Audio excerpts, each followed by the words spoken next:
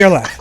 It is all over. Oh, hi, everybody. Thanks so much for joining us this week here on the Half-Rate Heroes on Crituitous RP. We are glad to have you with us. My name is Eugenio. I use he, him pronouns. I am also known as your friendly neighborhood dungeon master, DM Jazzy Hands, and I am excited to be with you one last time this week. Let's go around before we do announcecements and do some introductions, players, and characters, and we are going to start with Graham. Hi, I'm Graham. I play Taslin, your Shadow Archive Necromancer and classic good boy. I forget how we do these things. I mean, that's fine. Classic what? He's a good boy. John.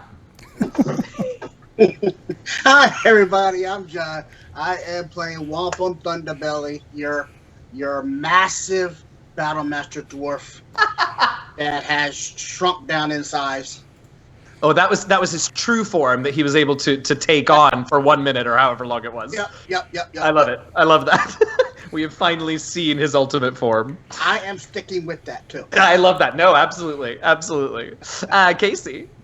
Hi, I'm Casey, and I am today playing the Hobgoblin Azamar, champion of Time War, Impaler of Plains, Heckler, Big Fire Chicken, and she would fight the storm, Nos, the boss of Neverwinter. Phenomenal. Oh, I'm going to miss that little introduction. Vinny! Hi, Vinny. I play Killervine. He's a cleric. The end. I cannot. Last but not least, Carl. Hi, I'm Carl, and I play Lafcadio Whitehorn, the Tabaxi Warlock. Phenomenal. So that is our crew for today. Before we hop in, a few housekeeping things that I want to go over. We will go over this all in even more detail probably at the end. But as I said, this is my last week with the Half-Rate Heroes. I'm going to miss you all terribly. It has been such an awesome summer guiding you all on this little mini arc, and I have really enjoyed it. However, there is much excitement yet to come. A fantastic new DM named Katie, who I haven't seen in the chat. I don't think she's here today. But a fantastic new DM is going to be taking over for me very quickly, so we won't have too much of an interruption in service for you all. This coming Saturday, there's going to be a session 0 to get Katie on the same page as the rest of the team, begin talking about where the story is going to go from here, and then we will have a little bit of time off. The crew will jump back into games with Katie on Labor Day, a very special Monday morning game, and then from then on out, Saturday mornings will be the new regular time for the Half-Rate Heroes. Saturday mornings at 11 a.m. Eastern, 8 a.m. Pacific. So I'll go over all those dates and times again at the end. But Saturday, August 24th, 11 a.m., session 0 with Katie. Monday, September 2nd, Labor Day Monday, 11 a.m., first full session with Katie, and then Saturdays from there on out, 11 a.m. Eastern.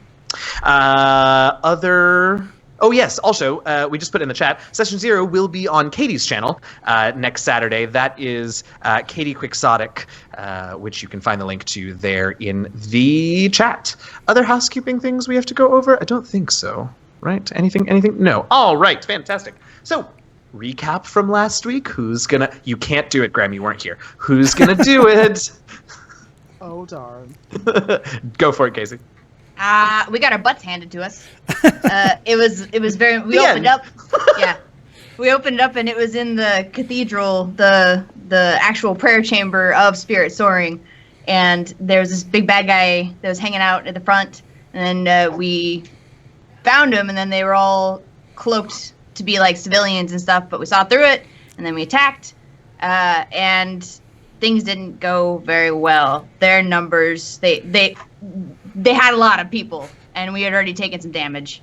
And to make matters worse, there was a giant fucking shadow dragon popping his head in through the stupid stained glass windows, breathing its noxious breath all over us. We maybe needed a little bit of divine help there with that one. We were like half successful. We all kind of got by the shadow dragon's breath in the end, but Wampum somehow, with his dwarfish tenacity, clung to the material plane. He was like, "No, I am taking this crystal out," and that's exactly what he did. He finished the job. He broke the crystal that was the energy sink that was siphoning the divinity out of Spirit Soaring. Gods only know what was happening that we couldn't see on other layers of the material plane, like the ethereal. We don't know what's going on there anymore, but we do know at least we were able to destroy that siphon. After that happened, Wampum jumped out the window, started running, because there were still enemies behind us, including the stupid Shadow Dragon. And he was smart enough to know that he couldn't take everybody on his own. So he was like, nope, see ya.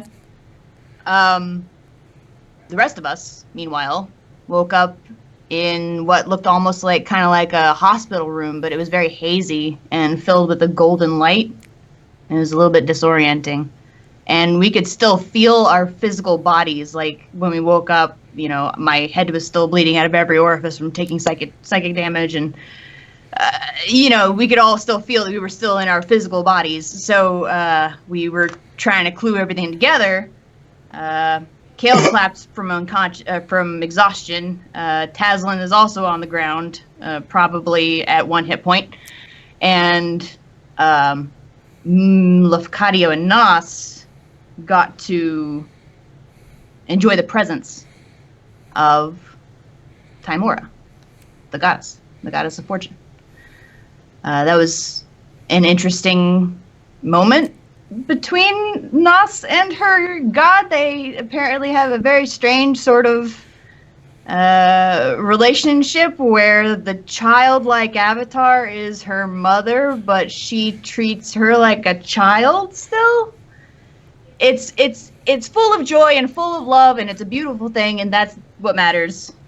And after we got through all of that, she told us some troubling information about how we didn't do enough to stop. Well, she sugarcoated it because she's Timora, but we only kind of partially succeeded.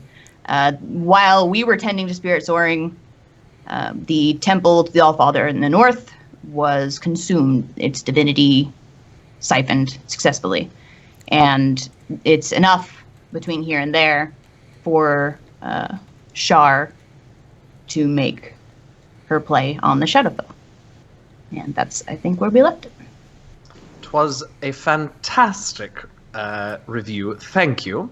One thing that, as Katie and I were conferring this week about how to bring you all into the next phase of the story, I realized that I wasn't super clear about, as Timora was having this conversation with you, and I do this all the time in basically every game I've ever run. I either way oversell or way undersell the urgency of a situation, and I think I might have oversold the urgency of the situation in this case. Yes, it is important that the next big thing that you do is to go to the Shadowfell to try and help stop Shar, but it's not going to happen like later tonight in game time. Like she's not currently on her way there. She has managed to collect the divinity from these various places, but she will still need to, like, you know, absorb it and adapt to it and then make her way through all kinds of layers of protection, undoubtedly, to the Fortress of Memories.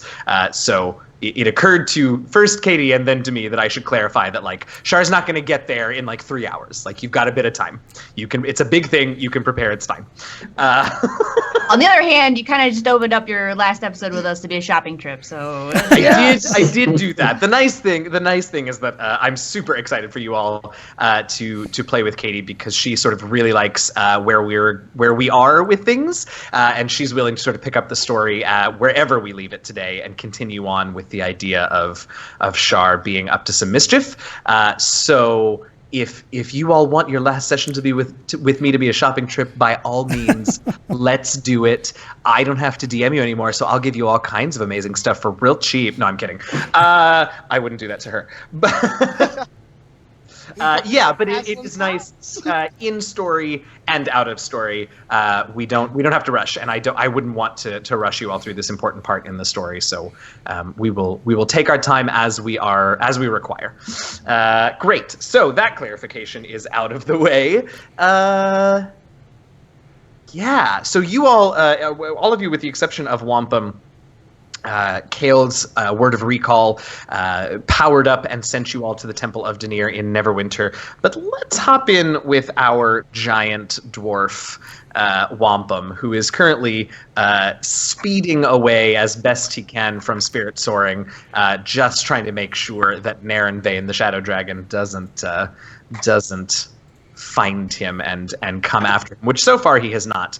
Naren Vane in those damn windows, he just never could quite seem to pick the right one. So Wampum, tell us a little bit about what's going on your end. Wampum is heading to the wood line, and he wants to find himself a little ravine or something to hide in where he can take about an hour and recoup himself a little bit. But then he wants to go back. There are some mounts there that he needs to be able to hit the road. Oh, yeah. Unless I'm walking 150 miles. Quite a walk, yeah. All right, so let's do. We're going to do a couple of things. Let's start with a wisdom survival check, if you would, just to sort of get an idea of the surrounding area and where some good hiding places might be. That is a big old 8. It's not great. There's a lot going on. It is a very tense moment. That's fine. You're still going to be able to hide. It's just if that had been a slightly higher check, I would have given you advantage on your dexterity stealth. But go ahead and make a dexterity stealth check. And I don't know what armor you're wearing, but if it normally imposes disadvantage, let's not do that because it's not about you moving quietly. It's about you finding a good hiding spot. So go ahead and just make me a regular dexterity stealth check. All right, and I do have advantage. Oh, great. If you normally have advantage, go ahead and take it. I just don't want you to roll with disadvantage. Well, my heavy armor gives me disadvantage, and I've got the boots of Elvenkind that gives me advantage. They cancel that out. Okay, so let's go ahead and roll with advantage then, because like I said, it's not about moving, so the armor is not going to make any particular noise once you find a hiding spot. So you can use the boots of Elvenkind to... All right, well, it didn't matter anyway. Your first one was better. Okay, so you're pretty well hidden. You do, you sort of... by mostly happenstance, stumble upon a little sort of ravine that's got some good foliage around it that you can sort of use to cover up. And now, finally, why don't you make me a wisdom perception check, since you're sort of going to be keeping an eye out to make sure that the Shadow Dragon isn't coming your way and keeping an eye and an ear for when he leaves. 23. All right. So it's not too terribly long after you manage to get yourself situated in this little ravine that you hear the very unique and identifiable cry of Naren Vane, of an angry Naren Vane, coming from the direction of Spirit Soaring. And not long after that, between your camouflage and the canopy of trees, you don't have much of a view of the sky, but you definitely notice the dark shadow that sort of soars up into the air and flies away. And for a brief, tense moment, the shadow sort of covers where you are, but not long after it continues on. Obviously, it was just flying off. It hadn't spotted you or anything like that. And off it flies, occasionally letting out more and more roars of anger and frustration, but they're getting quieter and quieter as they get further and further away. And so you give it some time to presumably to make sure that he's not going to circle back, and he seems to not be. Okay, I'm going to take a short rest. Absolutely. For that hour. That feels like a really sensible thing to do.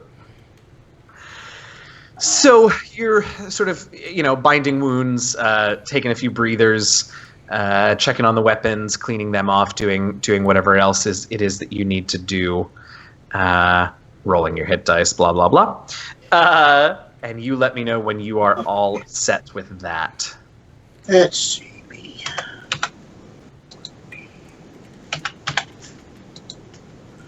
He gets 162 total back. 100, and that's so many numbers. All right, take all of that back. I used all of my 14 hit die. Okay. What's your max? 186. Okay. All right. You did good. So you're feeling much better. Wounds are bound. Those that, are what they are and are just going to require time are shoved to the back of your mind for now. And there there hasn't been any sign for the better part of this last hour of Narenvain returning. All right, then I am going to head back to Spirit Soaring, and I'm going to go back in the window that we originally broke down and went inside. All right. And I'm hoping that the mounts are still there. So as you go back, I think you had already noticed as you left that the crystals that had been surrounding Spirit Soaring had disappeared, as had all of the creatures that were guarding them. The containers, the stands, whatever, that held those smaller crystals were still there, but everything else was gone. As you head back, it's very quiet, and when you get to sort of a position that you can see in through that window that you came out, you don't see or hear any indication of creatures inside. No moving of shapes. It's quite dark, but you've got dark vision, so you don't see anything moving around. You don't hear anything moving around. All seems to be strangely quiet. All right, then I'm going to move around to the side window that we went in first. Back on the other side of the. Yeah, gotcha. And that's where we left the mounts, so I'm going to head there first. Yeah, so remind me, those of you who have mounts, Hamilton Diaz, did she ever come inside? No. I didn't think so. Ran off. Right. Okay. How about Idris Elba? What? Where? I think Yeah. Edra was inside, and Wampum's mount was inside. They were both inside. Okay. And as far as you all knew, when you left that hallway, you left them inside, right? Yeah, that's what I thought. So those two are in fact still in there. Hamilton Diaz. Oh goodness. Roll percentile, Wampum.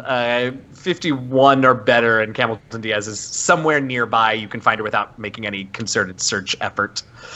Roll D100. Not to say that she's gone if you roll lower than a 51, but... Wrong. Where's... Hamilton Diaz is going to come back as the big bad evil guy in your next adventure. No, that's not too late. That's exactly what I was thinking. Just like come back with a bunch of camel friends. You left me to die. Makes note for Katie. All right, guys. How do I roll it again? Slash roll, yeah, and then the Slash roll. yeah. Okay, that's the lovely Taslin, but that's not your roll. There we go. Oh, all right. So Hamilton is not immediately apparent inside or near the window. Doesn't mean you can't look for her if you want, but in terms of like just easily going and picking her up like you picked up the other two horses, she's not around. All right, Wampum will mount up. He'll take one circle around Spirit Soaring. Okay. To see if he can locate Cameron Diaz. She's the shape-changing camel. Sometimes she takes the form of famous movie star Cameron Diaz. Names not total happenstance that their names are similar. And then Wampum is heading back. Okay. Why don't you go ahead here? I'm going to do this. Go ahead and make me a wisdom perception check while you ride around. Oh, okay. 19. Damn, now I actually have to look at stats. I rolled well, but I don't know how well. Hold on. Oops.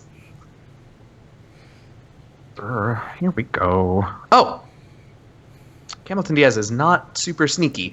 So you do, in fact, just spot Hamilton Diaz. She is well hidden behind a blind of fallen branches, but one of her humps is rather prominent above the pile of branches and leaves, and you just spot it as you're completing your circuit of the area.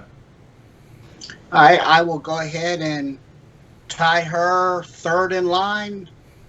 So it's my mount, it's Edra, and then Hamilton. All right. And as you went in to get Edra and your mount and you circled the area, there's just no sign of anyone anymore. No sounds, no signs of movement, no sightings of movement or anything like that. The entirety of Spirit Soaring seems to be deserted and abandoned rather quickly, since you've only been gone for, we'll say, an hour and a half at this point. Okay. I'll leave everything behind and start. And where are you heading? The world is your oyster, Wampum. You're free. No. What was that town, Carl? Shaw. LaShaw. That's it. Aha. So a town not too far. What was it, to the east, northeast-ish of the Snowflake Mountains? Yeah. All right.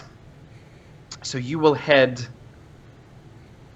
It's. Lost. Here we go. There it is. Yes. So you will head out that way and take your ride in that direction. We will see what happens when you arrive momentarily, but we should hop over to Neverwinter for a moment. So, Kale, why don't you tell us a little bit about this temple that you set as your as the connected location for your Word of Recall? Well, glad you asked. It wasn't actually a real temple. Should have clarified that with you before you said it was a temple a million times. But that's cool.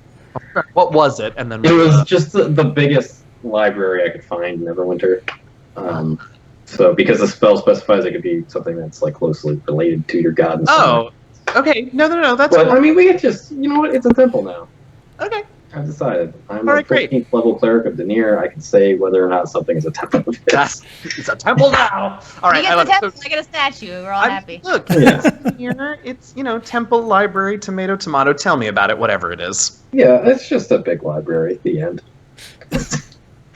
I always okay. So the way I imagine it is like you walk in, there's a big door. So like there's you walk in, there's a bunch of shelves on the sides and tables in the middle. And then there's the central desk, kind of in the back. And then flanking the central desk are two big staircases that go up to the second level that kind of wraps around. And then there's more books up there. And there's also just kind of like rooms up there, like little studying areas where you can't be. It's harder to be bothered. Other than that, and there's like behind the main desk where the people work at, there's offices back there that came into play in the last season of the campaign. So those exist, and that's all I got for the library. That's how it looks Was like. that so hard? That was lovely. Thank you. Cool. And where in this? I mean, are you in this central library area? Is that you got recalled to? Or are you in one of the study areas in an office? Sort of tell us a little bit about where exactly you're appearing here. I had imagined that he had cast it in one of those like rooms, like the study rooms areas. Sure. So it's a little cramped. There's 4 of you, so it's not like you don't fit, but like not a ton of room. Taslin may or may not be conscious at this point. You tell me. Oh. Well, it's been a little while, so sure, you can be conscious. It doesn't feel good, but you can be conscious. Okay. Great. So there you are. What's the plan? So, first things first. I agree. Did First we things get first. here? Where's Wampum? Yes, So, I'm sorry I interrupted you, but that's almost certainly what you were going to say, right? absolutely, I was going to say, where is Wampum and how did we get? Y'all might kick yourselves. We were in the presence of Timora herself. It was her doing. Sorry, I missed it. Did you have was it a good visit? Did you like it? I cannot.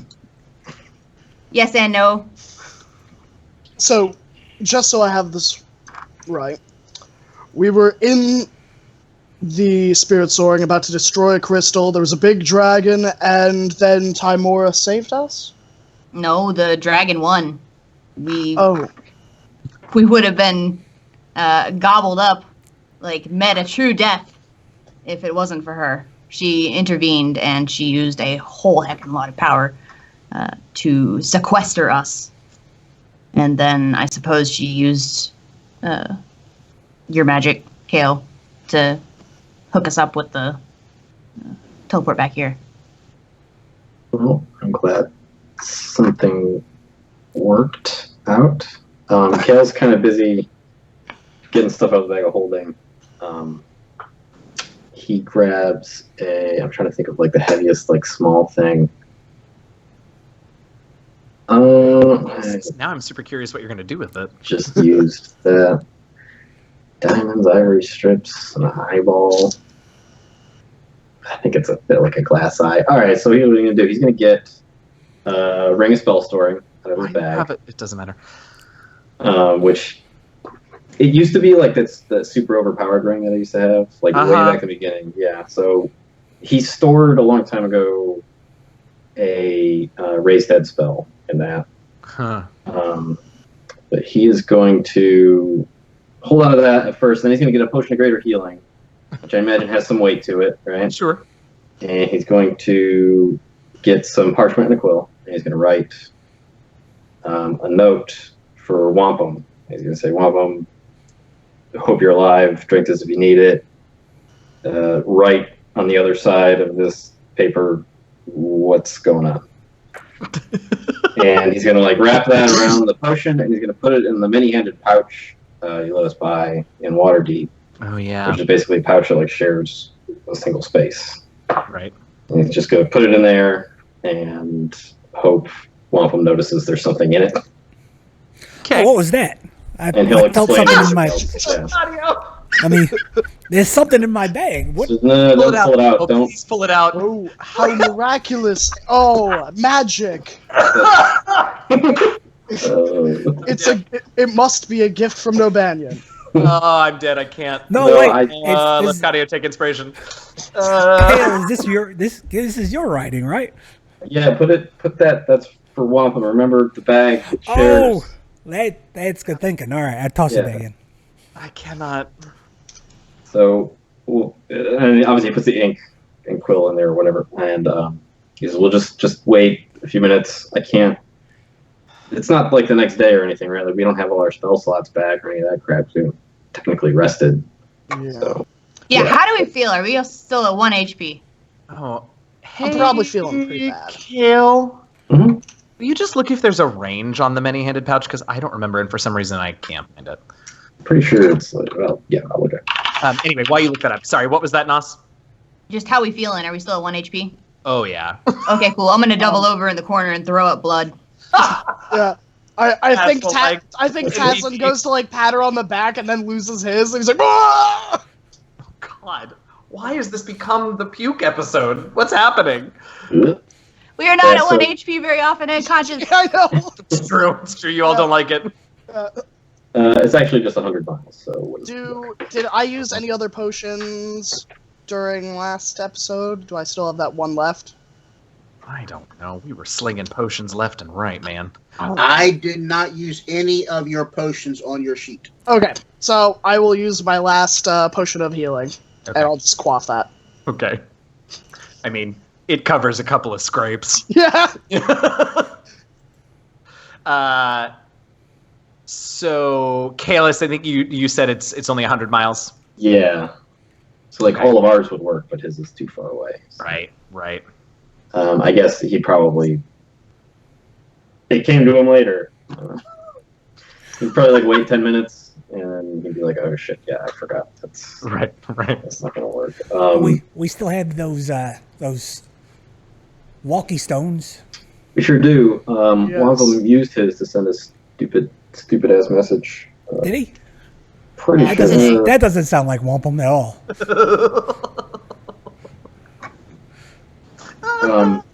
We have no way of. I don't have any way of contacting him off the top of my head. I can't think of a way to talk to him. I'm sure he'll be fine. He's a resourceful dwarf. Ask the Harpers if they'll send us anything. They're available. They're here. That's not a difficult thing to accomplish. That's true.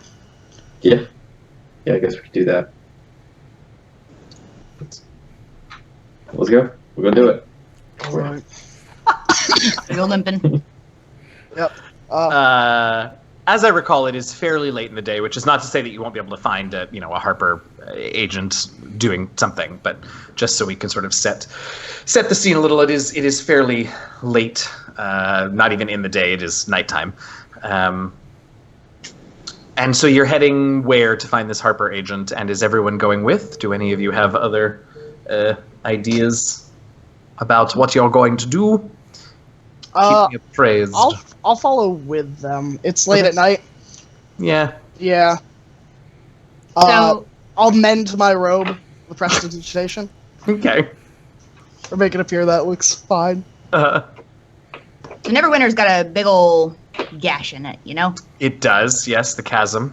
So we happen to know that the Harpers have a headquarters, at least they did a little while ago, inside of that chasm. And if you kind of crawl down off of a ledge and like get down in there, you can find it. So I'll lead them to that, into the opening of the complex, and give a bang on the door. They'll know us just by seeing our faces. They're probably tired of dealing with us. Oh, absolutely. Wasn't it last time we were there that they got attacked? They see you and they close the door again. Yeah, but that was I a can break long this time down. ago. No, they do not. They do not close the door in your face. Derp, derp, derp. So, someone that you don't immediately recognize sort of cracks open the door as you knock, or whatever it is that you do. Nos, do you in fact knock, or do you just barge in? No, I knock. If the door's closed, I'll knock. If the door's open, I'll just walk in. But I don't know. No. It was definitely closed. Yeah. So you knock, and a person you don't recognize opens the door and sort of sizes you up. They look a fairly young-looking human, not a child, but a fairly young adult. Sort of looks all of you up and down and says, "Can I help you?" I'm gonna grab Lefkadio's hand and show him the ring, wave it. I died, so. I show the forearm, and I reveal the magic Hoppa tattoo, and I say, we just need a place for the night. Yeah. So he'll open the door and let you all in. He seems, he sort of lets you in and then just sort of stands there. As you walk in, it looks as you remember it, but he doesn't sort of immediately make a move to, like, I don't know, get you all set up or provide you with anything. He's just sort of standing there watching you, looking awkward and not a little bit confused for the moment. Are there other people inside? Not in this little entry area. Not that the whole place looks deserted. There's just not anyone in this particular, like, entry foyer or whatever it is. I'm Nos. That's Kale. Lefkadio. Taslin. I'm Taslin. Leos and Erlenthar here. Okay, great. Mm-hmm. And he just sort of nods. And what was the last thing you said, Nos? Is Leos and Erlenthar here? He screws up his face like he's thinking really hard. And Nos, make me actually, all of you that are there can make me wisdom perception checks, please. Yeah. 3! 23. 23, all right. Taslin, 13. And Lefkadio, 6. So, Kale, you hear this person say, shit, I know I'm supposed to know that name. Leosin. Shit, why can't I remember who that is? And finally, this young man sort of like takes a deep breath and says, no. He's an elf. It's like a wood elf person. Goatee. Got a goatee. The young man's accent. eyes get real big, and he starts to flinch, and then like takes another deep breath and says, no. But this time he seems a little more sure of the answer. I laugh. You're right, mate. I'm just new. I don't know what's happening. I'm sorry. That's fine. Do you have to stay here, or can you walk around with us? No, I should probably stay by I'm supposed to guard the door, but I said, well, what if someone comes? And they said, no one's going to come. And then you all came, and I just don't know. I should probably stay here by the door. Okay, all right, no problem. We'll go on inside. We'll try to find him ourselves. It's gonna be all right. Yes. We'll show ourselves in. Oh, Doing good. okay. Taslin's just gonna turn and start walking in. Oh, God. Like he owns the place. He's not going to stop you. Like, I think Yeah. he probably assumes that all of you are Harpers, even though Lefkadia was the only one who showed the tattoo. Bless this little dude's heart. Yeah, as we walk away, I'm just be like, way to guard. Way to guard. Thank you. I think. Thanks. Yeah, definitely thanks. Yeah. So, if I remember correctly, there's like a giant hall, like eating area that we grouped up. Oh, in hall, once. like dining hall, not Yeah, hall, like a dining hall. corridor. Yeah. I was like, that sounds like an uncomfortable place to eat. Sure. So Taslin's gonna go there. Yeah, absolutely.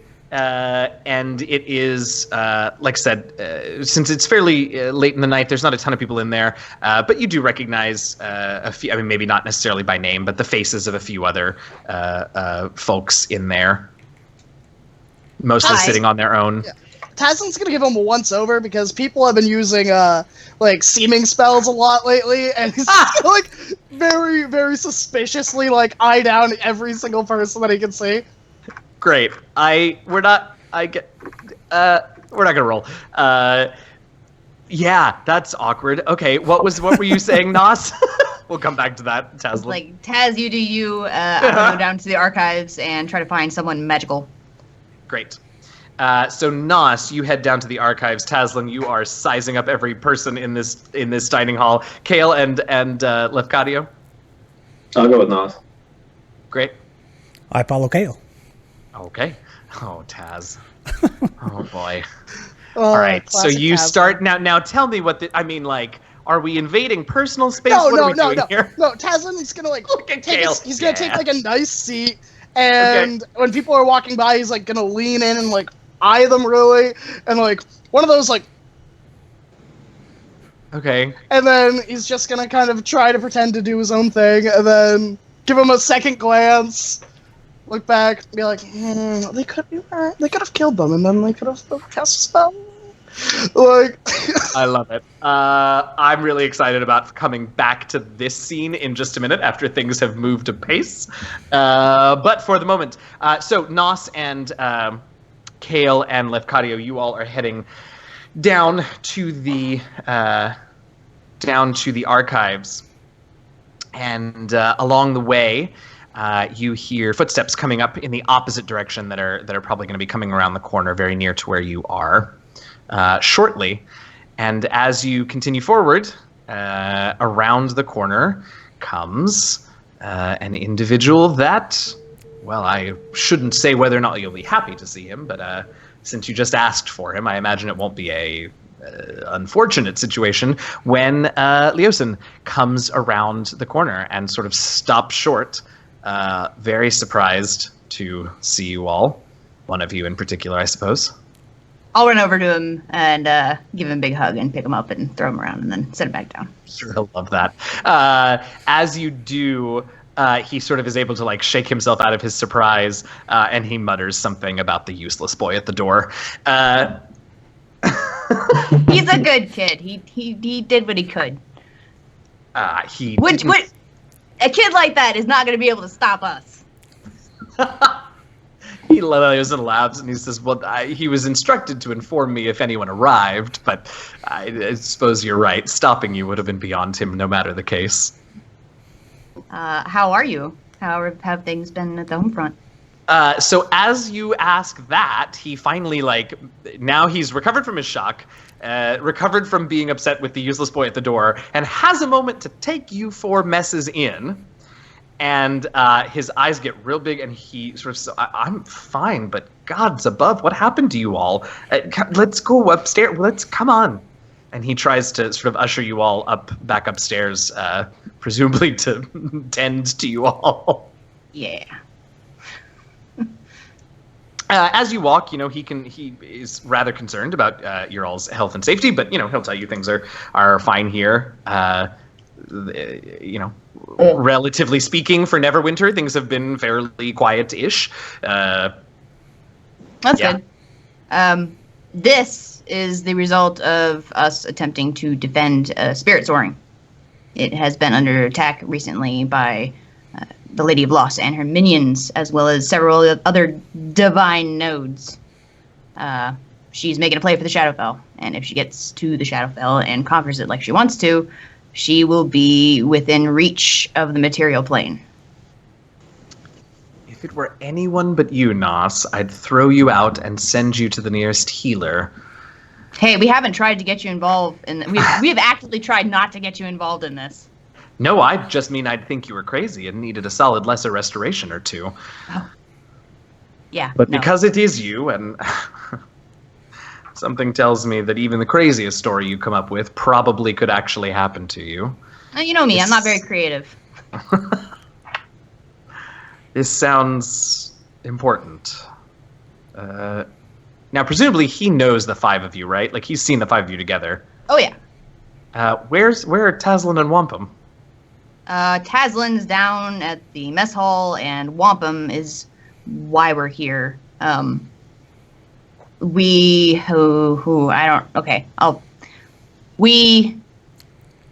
teleported. We were at Spirit Soaring, and now we're here. And that happened in a span of like that. We got separated from Wampum. Wampum is still somewhere around the Snowflake Mountains, and we need to locate him and get to him.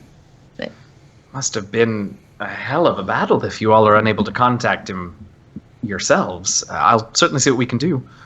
Well, you know how Kale's capable, but he only has enough time per day to gather together all of the stupid little components that he needs.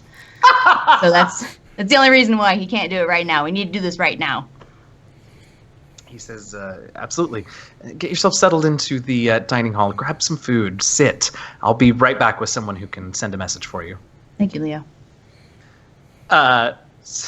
So he runs off. You all get back to the dining hall, and everyone in the room is having a staring contest with Taslin. They're all just staring as he tries his best to stare back at each of them in turn. Yeah. I don't think Taslin even says anything. It's just like, boom, boom, boom, boom. Boom, Yeah. boom, boom. Yeah, exactly. Exactly.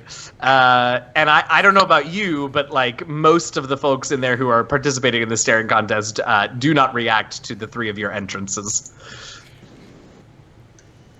Taslin, do you? Yeah, I guess.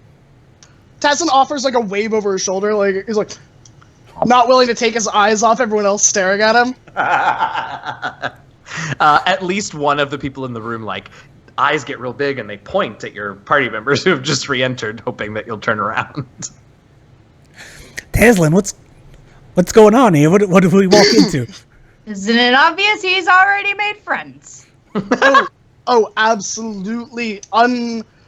Yes, I've made so many friends. It's been such a delight, and I can't wait to get to know them better. Not a good actor. I'm sorry, Yeah. I'm lying. Yeah, it's obvious. Well, to be honest, sorry everyone, I assumed you had been murdered and someone was using a seeming spell to pretend to be you. My bad. And Taslin just gets up and, like, walks over to the party. And he's like, you know what? I've had a long day. I'm going to just sit down and... yeah.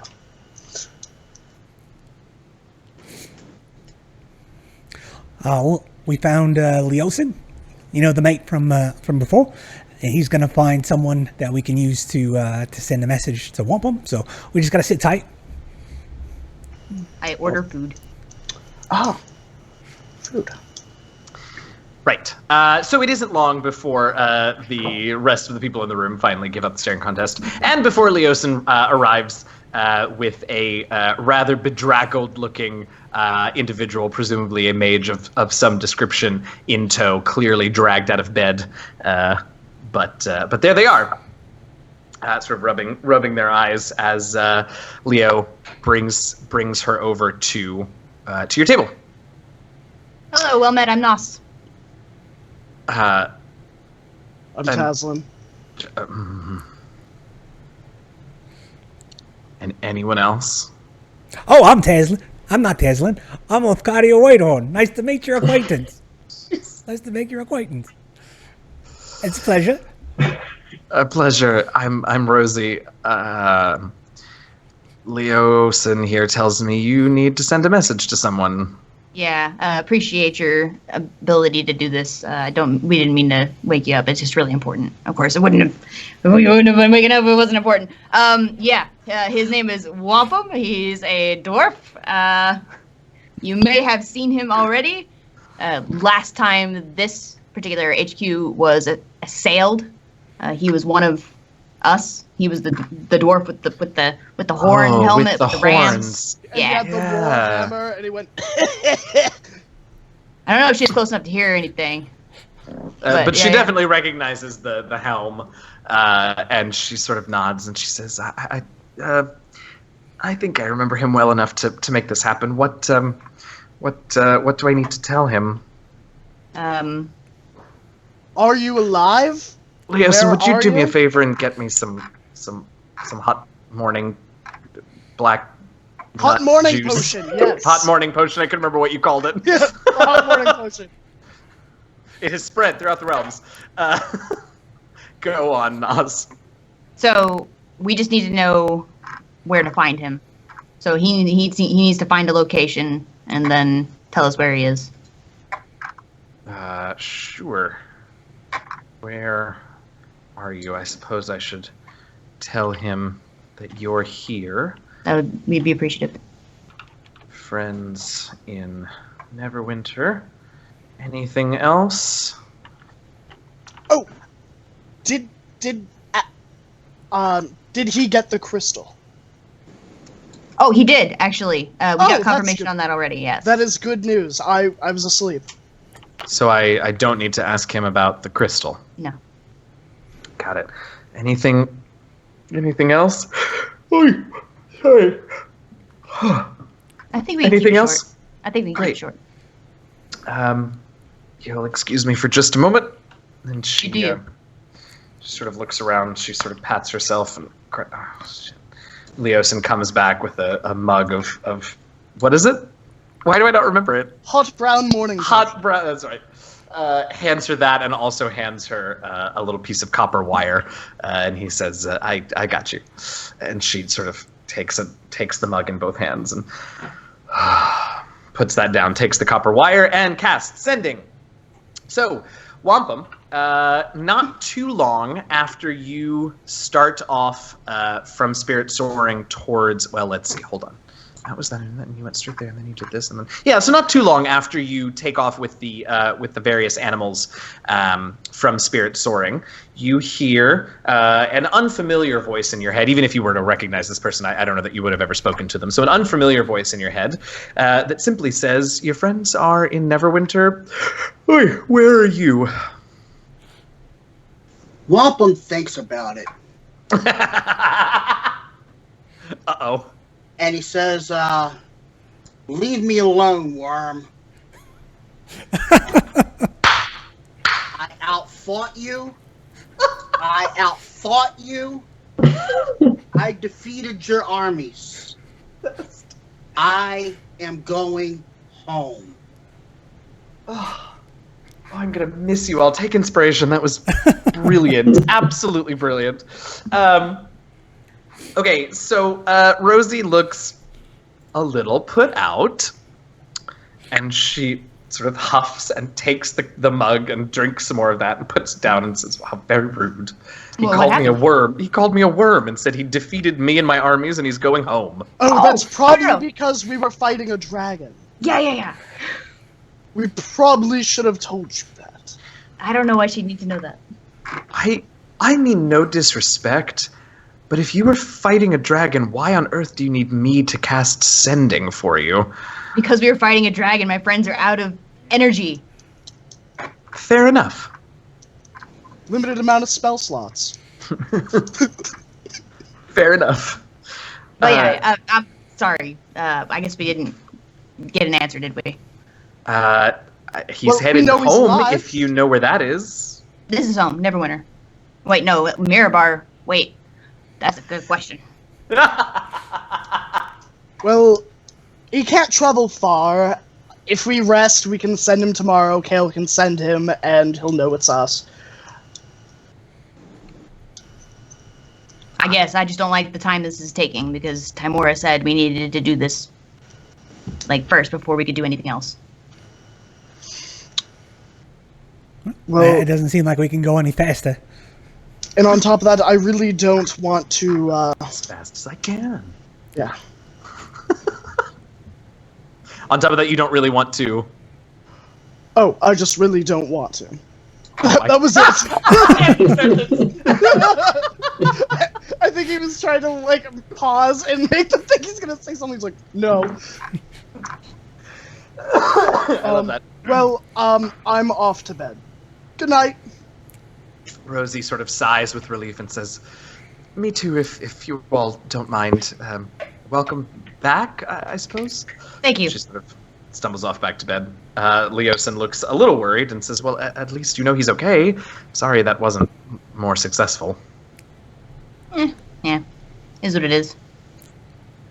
Have you any idea where he might be headed? Away from Spirit Soaring.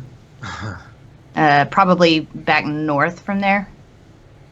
All right. Well, it sounds like you all have your own ways of getting in touch with him in the morning. But of course, if you need me to check in with any of my contacts, all you have to do is ask. Thanks. You, how long is your shift? He smiles, and he says, "Oh no, I was done a while ago. I was just doing some research for my own purposes down in the archives. But I'm all done for the evening." You, you want to go back to your room? Oh, yeah. Sort of looks super awkwardly at the other three of you. Yes. I'll just wordlessly turn and go.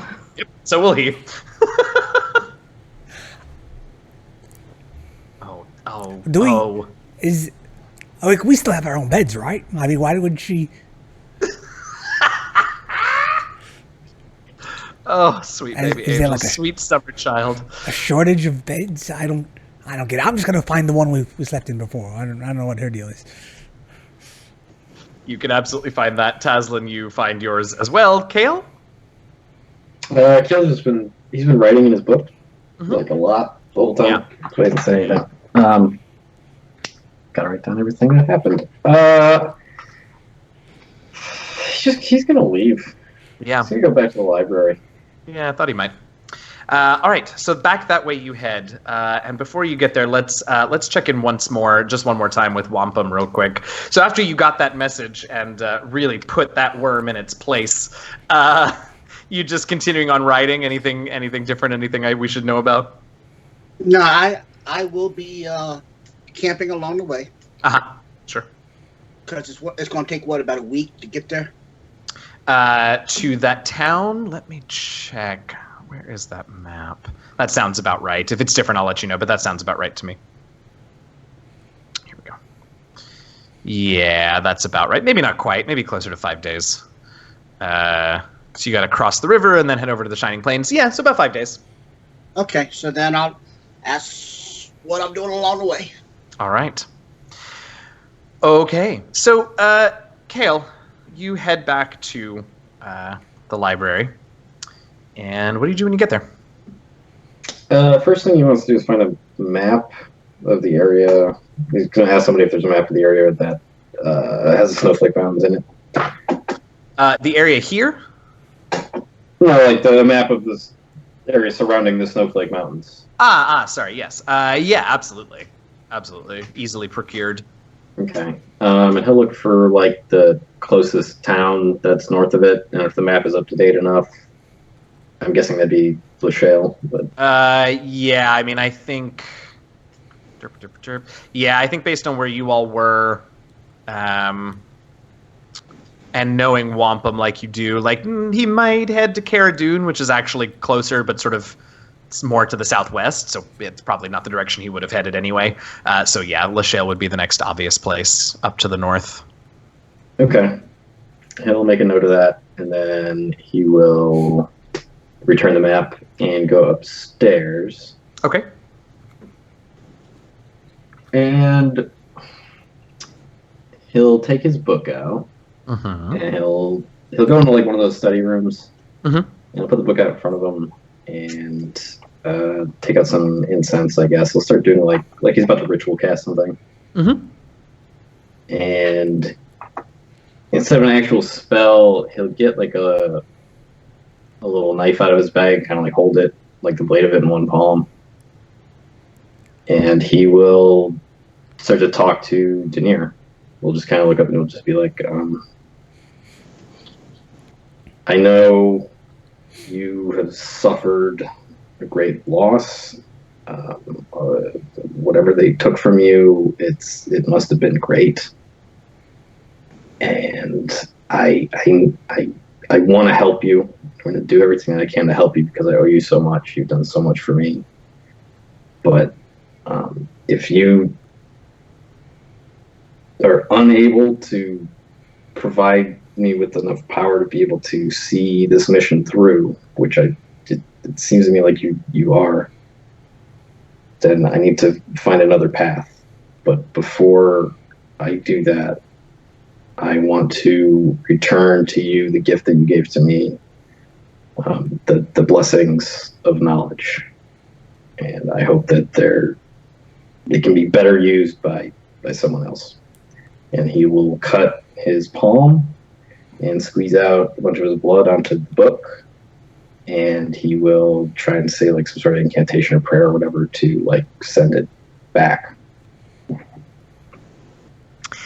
At first, not much happens, which is not entirely surprising to you. I mean, like you said, Denier suffered far from an insurmountable loss at Spirit Soaring, but a significant one. And though you never lost the ability to channel his divinity, to cast his spells, you could feel that there was a weakening of the connection to some extent. And so as you intone this blood ritual, unsurprisingly, there isn't an immediate sort of surge of power or anything like that. But after a few moments, what does the cover of the book look like? It's like, it's got the symbol with the candle and the eye. Mm-hmm. After a few moments, the candle on the cover of the book begins to glow ever so softly. And as you take notice of it, it glows brighter and brighter until there's a flash of light that sort of makes you have to close your eyes or avert your eyes just briefly. And when you get your sight back, the book is gone, but sort of hovering above the table at eye level with you, right above where the book was, is a sort of three-dimensional representation of that symbol. And at first, it just sort of looks like, maybe a minor image or something like that. But as you sort of shift your weight and adjust where you're standing, the eye follows you. You can tell that something or someone is watching you from that eye. And the glow of the candle sort of suffuses the entire room. And after the brief moment of whatever you felt, shock, fear, relief, whatever it was, after the initial shock of it is past, there is a comfort in the glow for a couple of reasons. One, because it's just generally comforting. But two is because in that glow you can feel a renewed connection and a renewed power behind Denier. And in a voice that comes from the symbol floating in front of you, or from everywhere, or from the candle, or something, you hear this voice say to you, "Faithful son, even in the hour in which you question me and your faith and our abilities, even in that lowest and darkest of moments, even then, you perform an act of faith and devotion so profound that it resonates in the celestial spheres and returns some of what I have lost to me.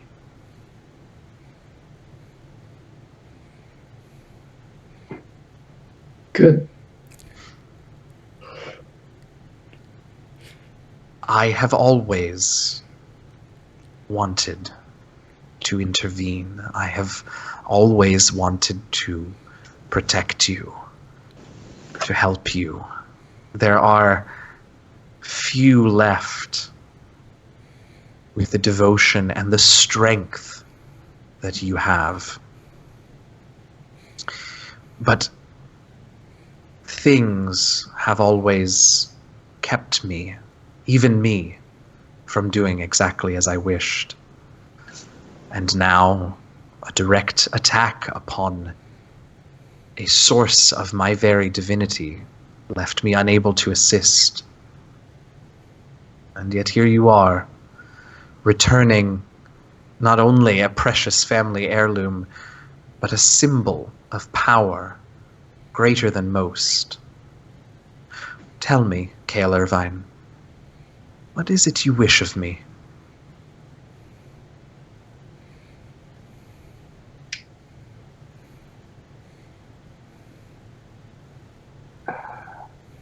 I hold no wish of you.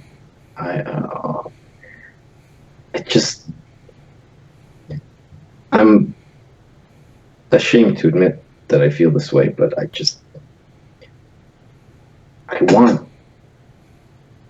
want revenge for what they did to you. And I want the power to get it.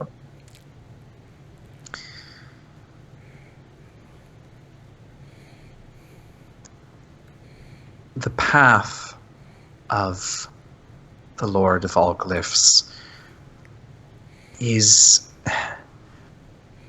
not one usually associated with vengeance or violence. And yet there is more to my divinity and my power than knowing that which has been written and experiencing that which has been created. It has been some time since one of my own went out on a mission of vengeance, of violence, of strength of arm. And yet it has happened in history. And there are those who focus upon a different aspect of my power. You have spent your time with me using my divinity for knowledge, for knowing the world around you and that which has been written. But is there not another part of my very symbol that hangs in front of you? Come closer, Cale Irvine.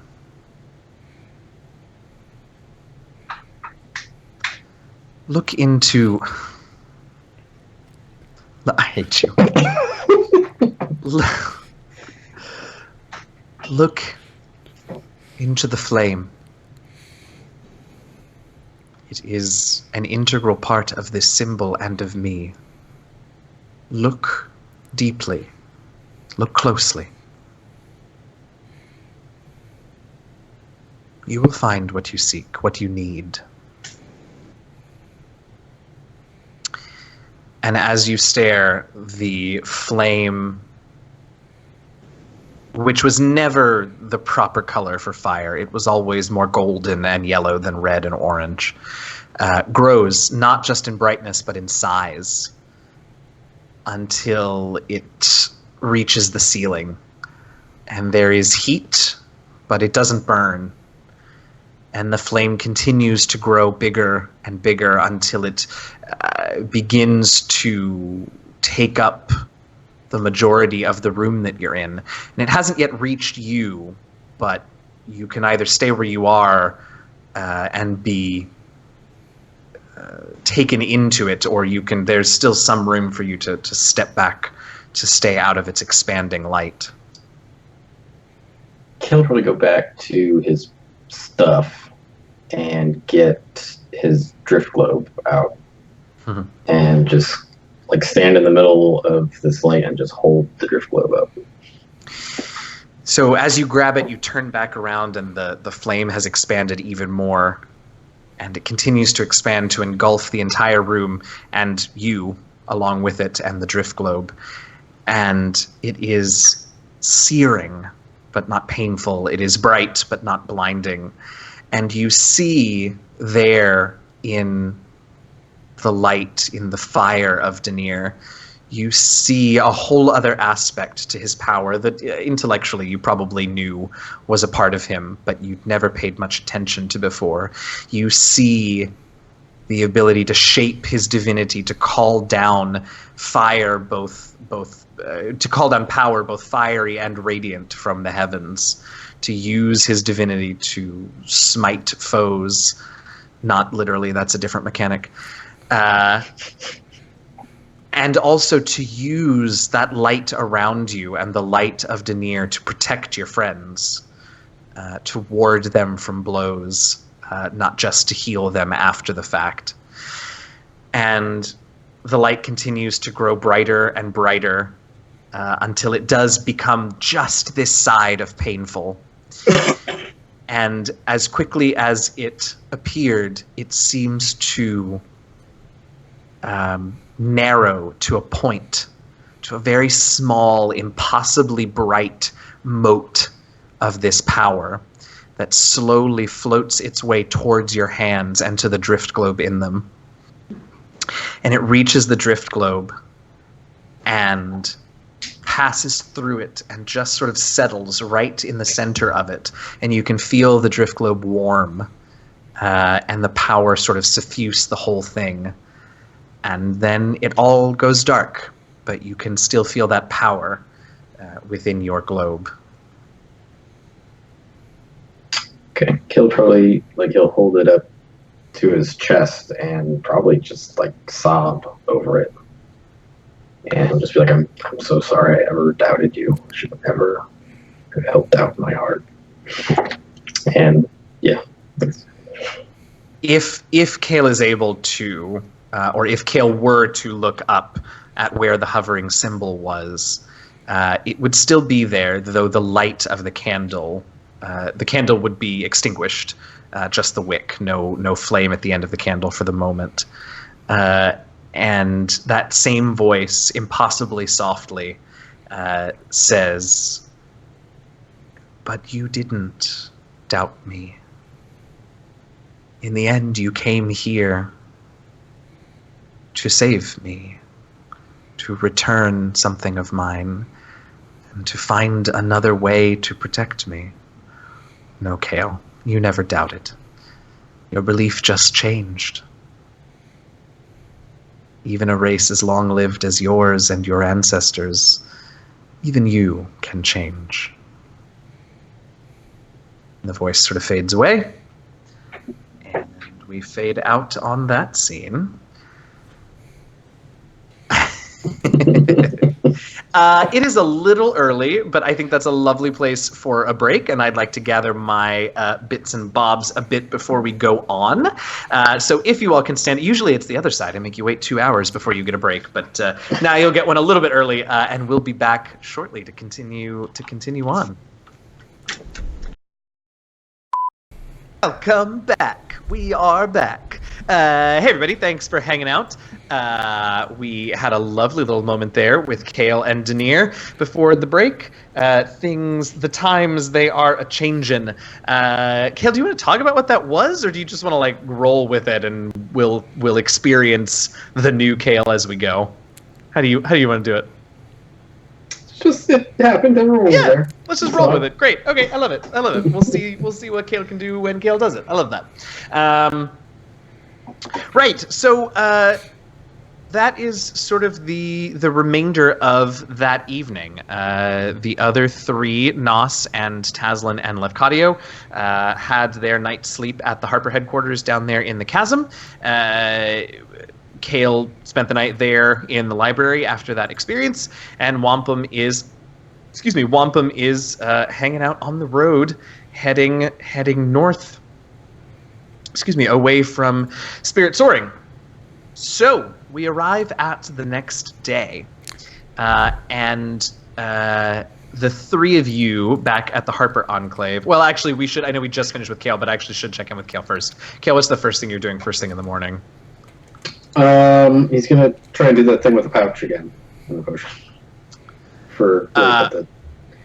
The thing in the. Why would he do that? It won't work. I forgot that already. I don't remember that. You change one little thing about your character, and suddenly his memory. He's not dumb like me.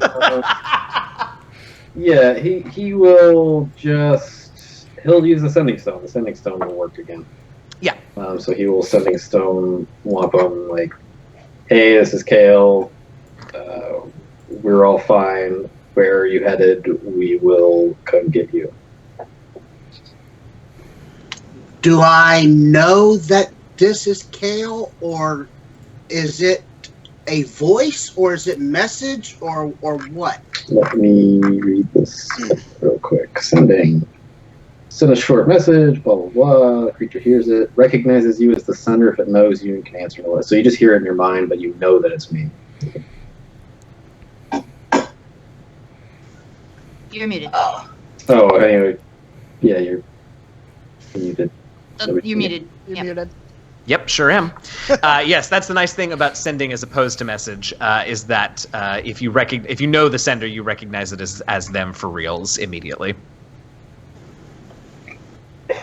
So Wampum will kind of stutter, and he pulls up on the reins on the mounts and just sits there for a second. Says, Kale, you're all dead.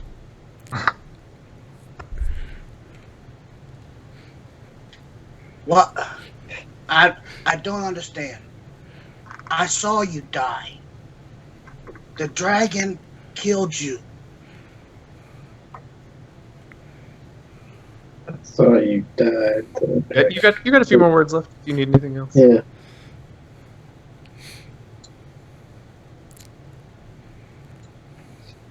You were disintegrated. Everybody is dead. How?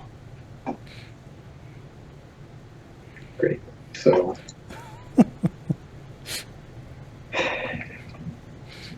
Okay. Fucking goddamn third level slot. Shut up, Kale, we're having a moment. That's your moment. Now Wampum gets to have one. Alright, yeah, Kale would understand that. It's yeah, it's probably, but I can't convey all the information he's gonna need, and Just say I got better. I hate you. Okay, so he thinks I'll just play into what he thinks, I guess. Kale will cast the sending spell again, using a slot this time. And he will say, travel to the town of Les Chaux, or he says it right. Continue north, cross the bridge, and follow the road until you arrive in Les Chaux, and all will be explained. Or Les Chaux, whatever. Was that part of the sentence, that little last bit? and then Wampum will talk about. Yeah. That's where I was headed.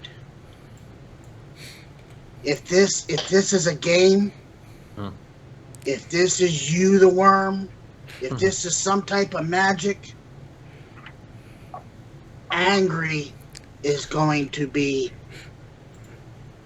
not even close to what I'm going to be. I will see you in a few days. All right. I love it. And then Kale will leave to go get other people.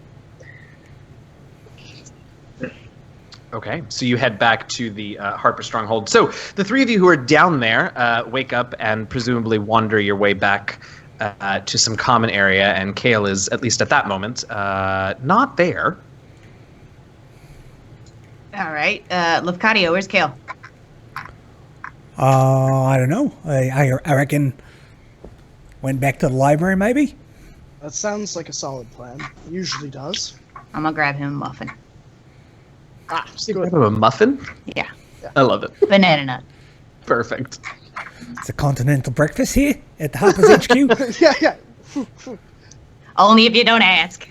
I like it.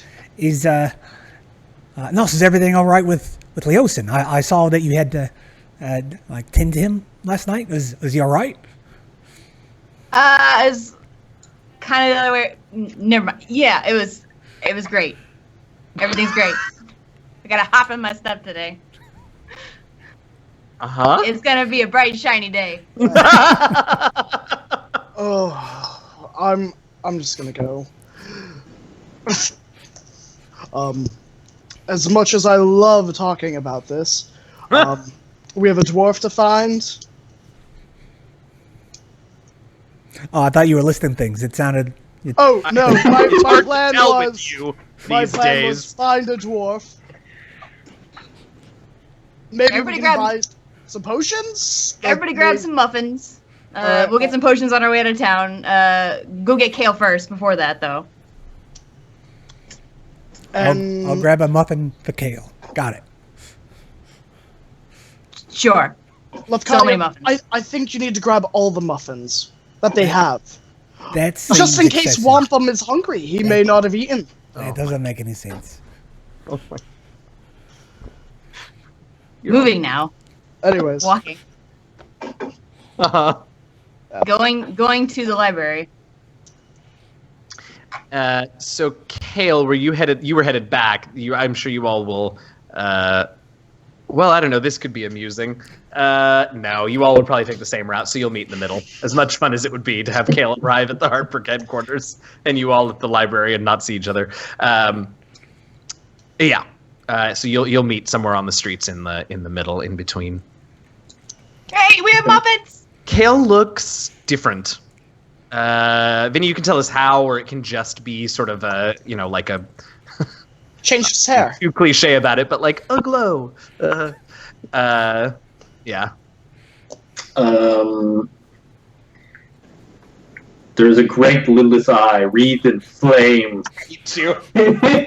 Kale has a glow about him. His- He's either pregnant or something happened last night. Yeah, it's just something. It's just brighter.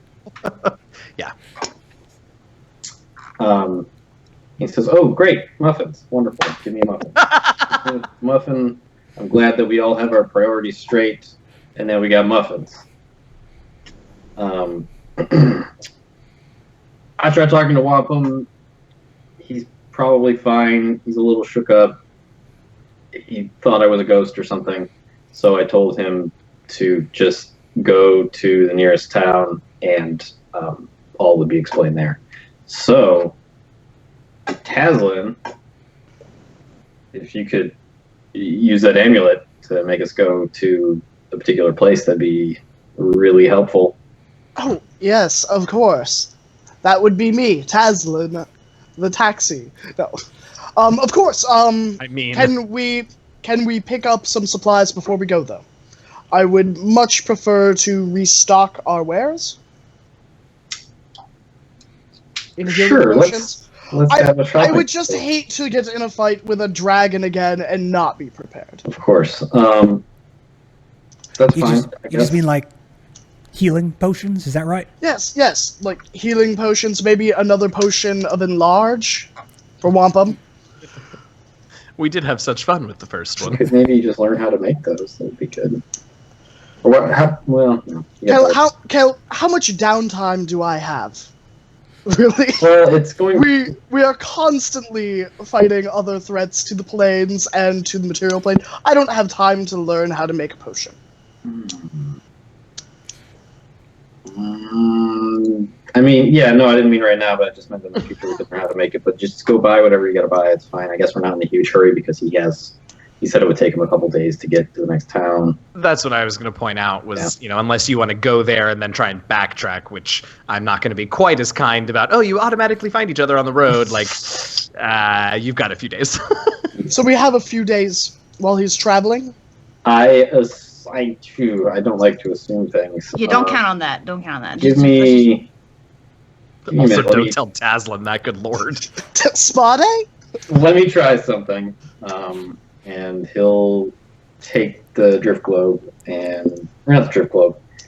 It's very much like the drift globe, but it's circular, right? But it's made out of crystal, and it's worth specifically 1,000 gold because he's going to scry with it. He's going to be like, well, this will take like 10 minutes. You've seen me do before. I will see if I'll try and see if Neurovane is chasing after Wombo. Oh. Or actually, you know what? No. Instead of doing that, he's going to get a little bit of holy water out, and he's just going to sprinkle it on his drift globe, and he will ask Tanir. Using the commune spell, which will also take 10 minutes. But it's a ritual, so it doesn't use a 5th level spell slot. Use your precious spell slot. It's actually going to take 11 minutes, but anyway. Correct. Yeah. Just on the side, as he does this, I'm gonna mention when I bought that thing, I had no idea I could do any of this. Yeah, you gotta freaking steal. Yeah. While he's ritual casting that, I'm gonna cast water breathing on everybody. And then, in addition to that, and then mage armor on myself. having heard that Wampum is shook, I'm actually going to take out my sending stone and I'm going to use it as well. And I'm going to say... Isn't it connected just to Kale, though? Kale oh, shit. It's all... Yeah, I've got like 5. That was a stupid idea. I know, right? It was a stupid idea. It was a great idea if Kale hadn't been the switch operator. All right. You can still do it. Lescadia would, let's be honest. Hey, Kale, can you tell Wampum? All right, so you two casters are doing your thing. At the end of 10 minutes, you all can breathe underwater. And Kale, the light in the drift globe, kind of focuses to what looks like the candle flame from the night before, right in the center of the globe. And you may ask your questions. All right. Will Wampum's journey to... And he says the name of the town. Square brackets. Be safe. Oh. That is a big question. We'll say there's a bit of connection left after last night, and so Danir knows the spirit of your question in addition to the letter of the question, and he will say yes. Great. I don't have any other questions. I know I get 2 more, but what's it? You sure do. That's it. You don't have to use them. It's fine. fine. I'm not going to use them. Screw it. Well, did you say Lachelle during all that? Sure. Yes. Okay, sure. It's sorry, out of character. It's still unclear to me when like he's actually asking questions like out loud with spells, or like if it's just something he just kind of intuits. So. But we'll say yeah. He said it out loud. Yes, said Lachelle. I thought I saw you actually say he says that. So. Okay. Yes, so you heard it. Okay. Thanks. Oh, was that all? I mean, yeah. Why? Do you know something about that place that the rest of us don't? I used to live there. Oh. Well, good. Is that good? I don't know. I Was this the place that had the assassin? No, that was Westgate. Westgate is a big city. Oh, right. The I just remembered you had some bad guy that you wanted to off at some point. Yeah, no, this was actually before that. This was shortly after I was separated from my banner. That was the nearest place to the location where the banner was set up. I did know some people there for a second, and then I got kind of run out of town, I guess. That's the story. We're going to do I it pretty remember well. my first time I got run out of a town. Oh, God. Alright, well, that's neither here nor there. We'll deal with that when we have to deal with it. If we have to deal with it. We need potions. Potions, and then we're going to take a trip to the plane of water, and then we'll take a plane. I have to go to another plane. I can't just go on the same plane. So And you don't want to waste your water breathing again. I mean, what's the point of casting it if you don't get to use it? God, can we go? I'd rather not get wet. Like, if everything else is equal. Would you rather have us teleport into the middle of a stone wall again? Or would you prefer to teleport into some lava? I think water is the least of our worries. You stopped before you mentioned air, which I think... Well, I mean, we could get those two dwarves back That's... if we went there, but I'd really not like to fall forever until Splat. Well, the thing about falling forever is that there's no splat. You just fall for... It's just air. So there'd be no wetness, no chance. I mean, if something was coming at us, we'd see it. Look, I still have nightmares about losing those two dwarves. Do you? No, I'm lying. I shouldn't. I shouldn't lie to you all. You know me better than this. We're going to the plane of water. End of discussion. Is there any other plane? Maybe. Literally any other plane. Oh, we could go to the Shadowfell. That would be wonderful. Oh, well. Oh yes, great suggestion, Kale. So who wants to go to the Shadowfell? Nobody wants to go there. You're right. Plane of water it is. Nobody really wants to go there. Little planes. Well, I'm gonna go walk off and buy my potions. Go get Gerald in the chat. No. Great. What kind of potions? I think Taslin's looking for 3 greater healing potions, and then 2 potions of enlarge. I'll take a superior healing potion. If there's a bulk discount to be had. Yeah, right. There's so many other kinds of potions we could get, guys. We don't have to be so unrelentingly basic. Whoa, I got a potion of enlarge. Or growth, I guess. I didn't even want to make this stop originally. So I'm just going with the bare minimum. You get like a potion speed? Oh, a potion of invulnerability would be nice. Oh, let's not get excited. That doesn't even exist. You're just making things up now. Potion of flying. How is a potion of invulnerability only rare? I think it like makes you... Because it's just Guess resistance that's just- to all It's damage. just resistance, and it's only a minute, so yeah. Yeah. Potion of Is this mind the- control? Isn't that spell you're immune to damage? Yeah, okay, yeah. Okay. That's why I was like, absolutely not. Get it. I'm gonna get a potion of speed. All right, so Kale wants a potion of speed for funsies. We want speed. You want how many of growth, Taslin? 2. Okay. Graders, you want 3. Yep. Nos, you wanted how many superiors? Just the one. Do they have any potions of fire giant strength? Well, I don't know, but I sure will find out. Oh, you know what? Strike that. Take 2 of the superior because want to give 1 to Wampum when we get. I'm getting your shopping list, and then we're gonna figure out what you can find in Neverwinter. But yes, how many fire giants ideally, Taslin? Just 1. 80. Okay. Yeah, as many as I can afford. Anybody else? I'll also take some greater healing potions. Again, looking for a deal. You know, like if I get 4 and it's regular price and 5 and there's a deal, I'm gonna go for 5.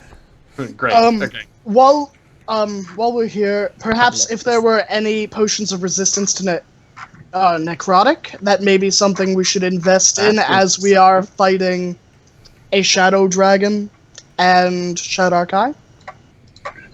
As far as I understood it, we are not so much fighting a shadow dragon as the Lady of Lost and her forces directly. Much scarier. Yeah, well, either way, couldn't hurt, I guess. Yeah, something. Look for something that gives us resistance to necrotic damage, like rings, maybe.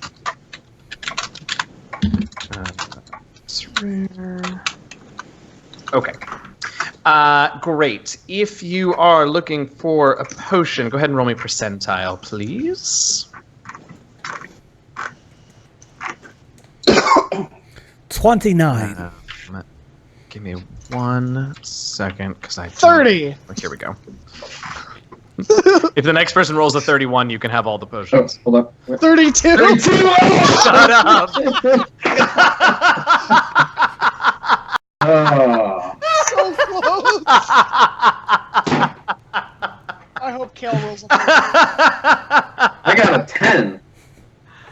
Oh, man. Amazing. Wait, hang on. Just give me a second.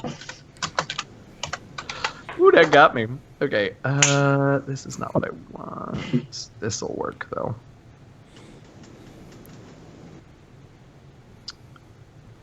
Here we go. Okay. So, let's see. You got a 10, Kale? Yeah. Okay, so I don't know that you're going to find your potion of speed, as it is the only... Incredibly, it's the only very rare potion that any of you requested.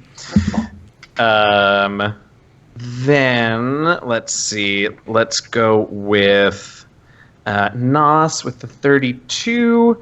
You wanted the superiors, so you'll find one superior, but those are also rare, so probably not both of them. Okay. Then let's see, probably Tazlin got the 30. You were looking for the graders, right, Tazlin? Yeah, graders and the enlarge and fire. So between Lefcadio, did you roll? Yeah. Oh, that's 29. you got the 29. Right. I'll say between the two of you, that's fine for the 5 graders. But Tazlin, you're only gonna find either a growth or let me see something real quick. Sorry.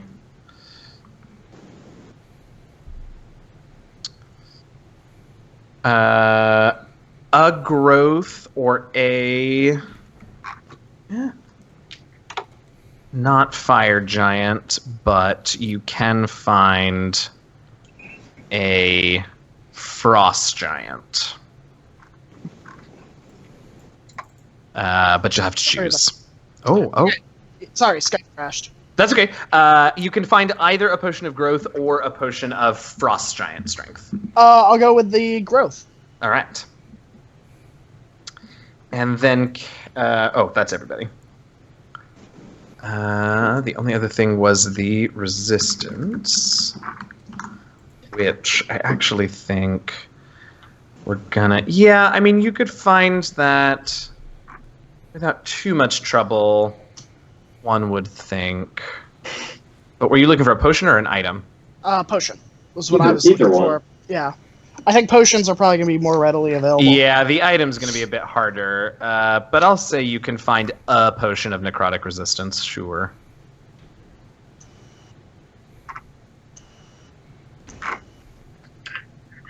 Okay. Anything... Oh my god. How much were those potions? Oh, good question. That's why I opened the DMG. I knew there was a reason I'd gone there. Just couldn't remember what it was. Okay, the greater healings are... Where is this? Here we go. Those are uncommon.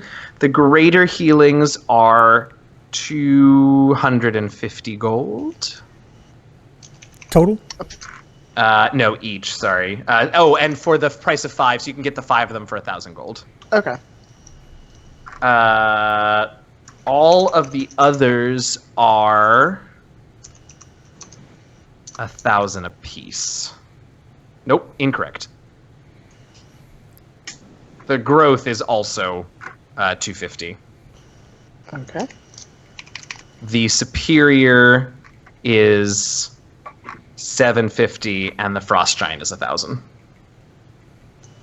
And the resistance is 250 as well. Matt. All right, 1,250 gold gone. A drop in the bucket. I mean, I already bought the house, so. Right. Forgot about that. Graham, just to clarify, did Lafcadio grab all those healing potions, or did you grab some of them? I covered 3. 3? Okay. All right. Is there any maybe armor of necrotic resistance around that someone would be willing to trade like a much more valuable item for? Why don't you, Kale, make me do this for me while I look something up. Make me an intelligence religion check, please.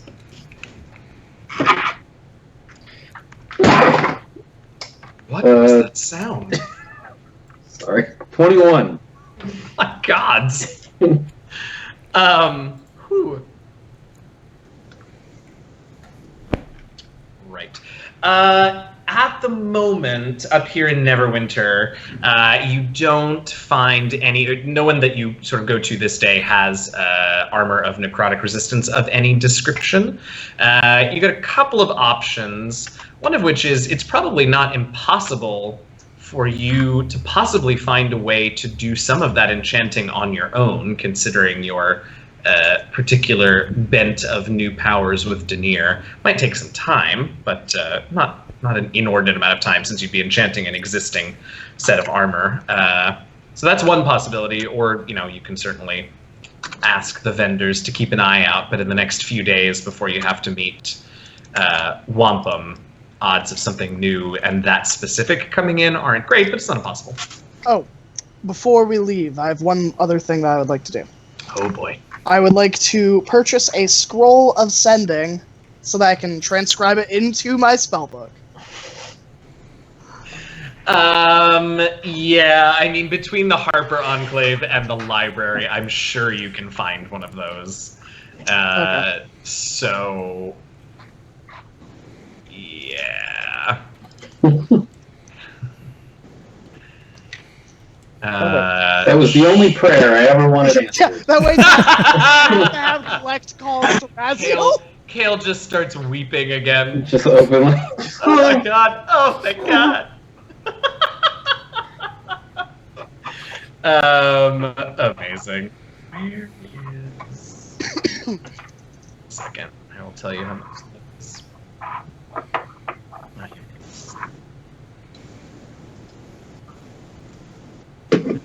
And I'll probably go the enchanting route. It's not nearly as much as I would have expected. 200 gold for that spell. Sure. Yeah. Right.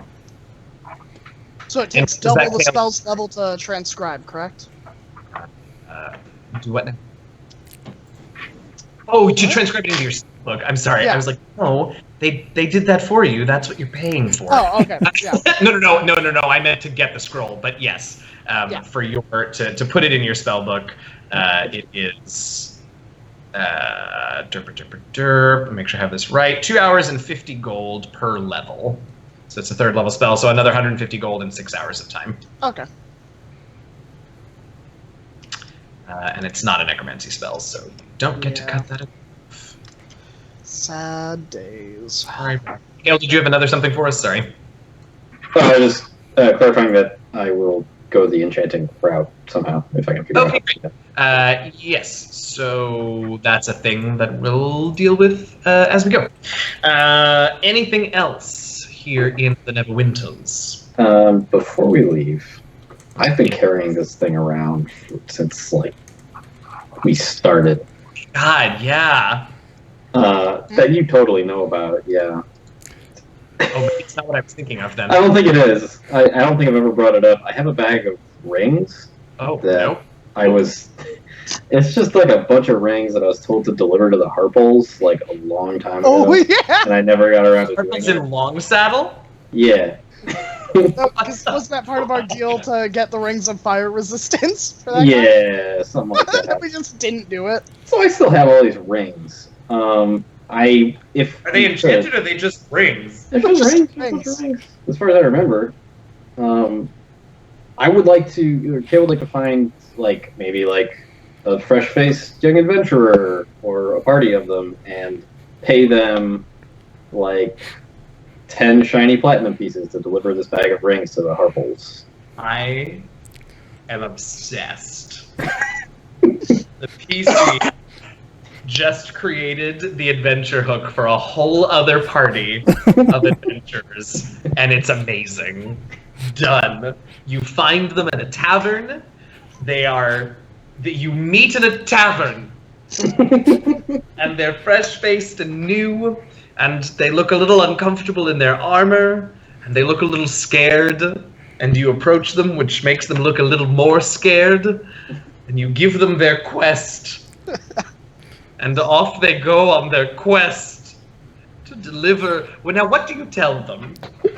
Did you pay them up front? Yeah, I'm gonna That pay was them my up second front. question. Yeah, so he'll sit down and basically he'll say, I have this bag of rings, this bag full of rings. It's very important that the Harples in Longsaddle receive this bag of rings. And I'm sure Kale would remember why they wanted it. I don't at all.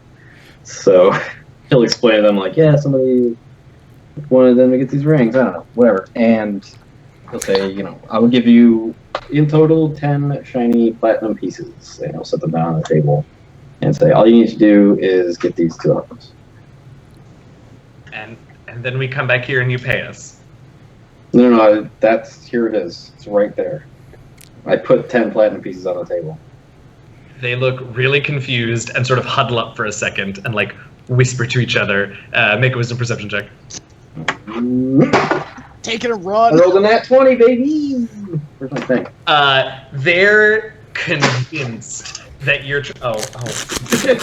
They are convinced that you're trying to hoodwink or bamboozle them in some way by paying them up front.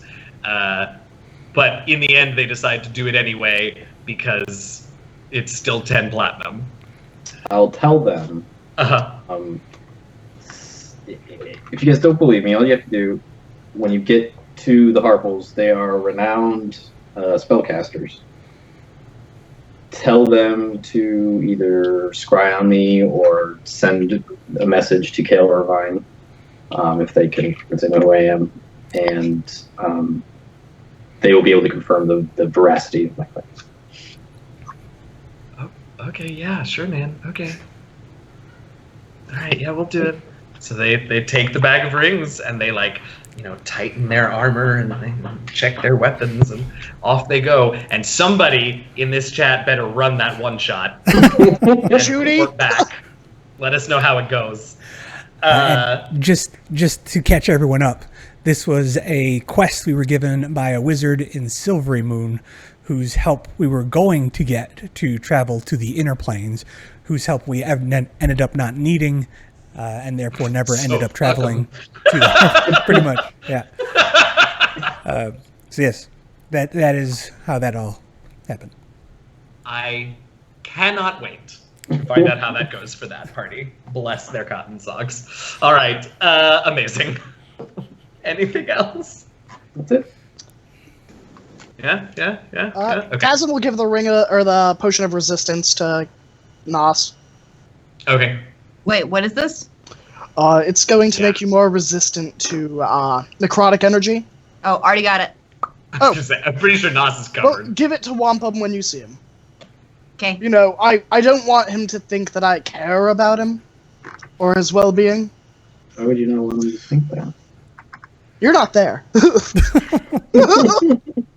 Shut up! You're not there. You're giving a it's bunch an of level elf 1 adventurers dwarf their kind first of quest. thing. You know. I love it. Do Kale and Nakati already have one of these? I don't know. They're the less resistant compared to Wampum. If one of us goes down, then a domino effect starts to happen. So I would say give us the weakest link. I suppose. But Don't let them I believe call them that. Wampum is the one with the highest track record of success. Yeah, I think that's her point. All right, this as amazing as this conversation is, you all can figure out amongst yourselves at some other point who has this potion. Great. So a few days pass. I don't want to take any character agency, so correct me if I'm wrong about any of this. But Kale is going to spend a good bit of time in the library, experimenting with his new abilities, working on learning the proper way to enchant some armor, doing that sort of stuff. Nos is likely going to spend at least some time back in the Harper Enclave, visiting with her friend. God knows what Taslin's going to get up to. I can only transcribe imagine. it. That's 6 hours. Then Okay, he's great. going to have a spa day, or Okay. like a solid 2 hours of spa time. Then he's going to send Raziel on the next day, or when he yeah. set spells. Because he doesn't know that he sent her last time. Because he was blackout drunk. Oh, right, because he was like, I'm drunk. So he's gonna do that, and he'll burn 2 third-level spells, probably back and forth. Dang. Great. Lefcadio. So one thing I want to walk around Neverwinter a bit to see if Yeah. I can find that statue of Nos we commissioned a while back. It's true. And Did you do this for a specific place or just to be done? I don't. Was it near the park? yeah, I don't. We're going to assume that you commissioned it to be done, and then you were going to figure out where to put it after it was finished. Great. But then we didn't come back for like 6 months. right. So We maybe paid it in It's a bit full of and a just pattern said, with "Hey, you all. set up a statue for a Thane of Neverwinter that Bit of a died." pattern. We got this. other Yeah. than that, I would be visiting taverns as like a traveling bard to see if I can pick up any rumors or anything like that. Love that. Let's start with the statue. That's a little more straightforward. So I mean, we don't, but from whom you commissioned it, etc., etc. So you can go back and check with them. And in fact, it is still there. It's been sitting collecting dust in the back of the workshop. It was a showpiece for a while because the artist was particularly proud of it. But then, it had sort of done all it was going to do to attract new business and sort of got put in storage. But it is there. It is fairly glorious. Whichever of you would like can describe the pose in which Nos is depicted. She had the billowing cloak. Great. Billowing cloak. Somebody else give us something else. She has her glaive held high. The Glaive of Wonder, yeah. Yeah. Great. Glaive of Wonder held high, cloak billowing. What else? Pile of dead bodies underneath it, like Okay. her standing triumphant. Okay, great. Anything else we should know? Nos, Lefcadio, Wampum? I was dead when they created this, so I feel like I ought to have no say whatsoever in what's happening. As much as I would love to hear what you think the statue should be, that's probably true because it's going to be way funnier this way. Lefcadio, Wampum, any opinions on the statue? No? Okay. I would say the glaive overhead, Uh-huh. one-handed, Right? and her head, towards the clouds, like Okay. she's in a roar. Love that. Oh, yeah. All right, great. So there we have it. So Billowing cloak. there has to be a symbol of Timora somewhere. Yep, you're right. Maybe like Okay. an amulet of Timora hanging. Okay, yeah, but is it just an amulet or is it like an oversized, like... Flavor Like a Flav clock. play, like a, Yeah. exactly. When you all commissioned it, you were like, now this is really important. So the artist was like, okay. Yep, this has to be the most prominent thing going Yep. on. Yeah. Cannon. Great. Okay, so that's the statue that you find, Lefcadio. I really have no way to transport it, and no real place to put it. So I won't say anything. I'll just look at it like, yep, that's the statue. I mean, I know. They could be at Taslin's house all the way in Waterdeep. I was gonna say, I know Taslin has a house. I don't know his address though, so I can't like have him deliver it or anything like that. So I'll look at it and then I'll just walk right back out. I was like, yep. Wait, don't you did you already pay for it? Have you paid for Yeah, this commission? it was paid in full. Okay, so don't you want? Bye. Just the most confused little artisan. I love it. Great. Fantastic. We all know it's there, and it's lovely, and I can't wait to see what happens to it. Lefcadio, now if you would, roll me a, let's call it, I like this, let's call it a charisma investigation check, if you would. So that'll be investigation +5. Yeah. 17. All right. So, and what in particular are you listening for in terms of rumors? Anything specific, or? No, I think like the only mission that we had was to find the Shadakai, and I think we figured that out. So I'm just listening for anything interesting. Sure. So there are a few things. There's some rumors coming out of Waterdeep, most of which are fairly overblown, but it seems like some news of what happened in the Temples of the Seldarine has made its way out, but most of it is pretty inaccurate, seeing as how you were there, so you know what happened.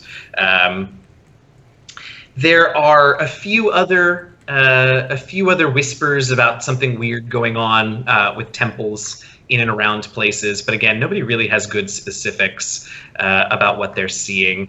In terms of Neverwinter itself, I mean, Neverwinter is getting better and better every day, but it's still sort of rebuilding. So there's rumors about, what some of these things mean, whether or not Neverwinter is going to be next. Some of the priests of various gods in Neverwinter have sort of been like, fortifying themselves in their temples. There are a few other rumors of some bandit groups that have been particularly active in and around Neverwinter. There's also wait for it. Here we go. There's also a rumor of some very strange folks. Particularly large number of tabaxi, actually, which is probably what catches your ear in the first place. But just sort of a generally large contingent of individuals that are sort of skulking about in the Neverwinter Wood, sort of unclear what they want. They seem to, when woodcutters and other folks from the city have gone out there and encountered them, they seem to be sort of waiting for something.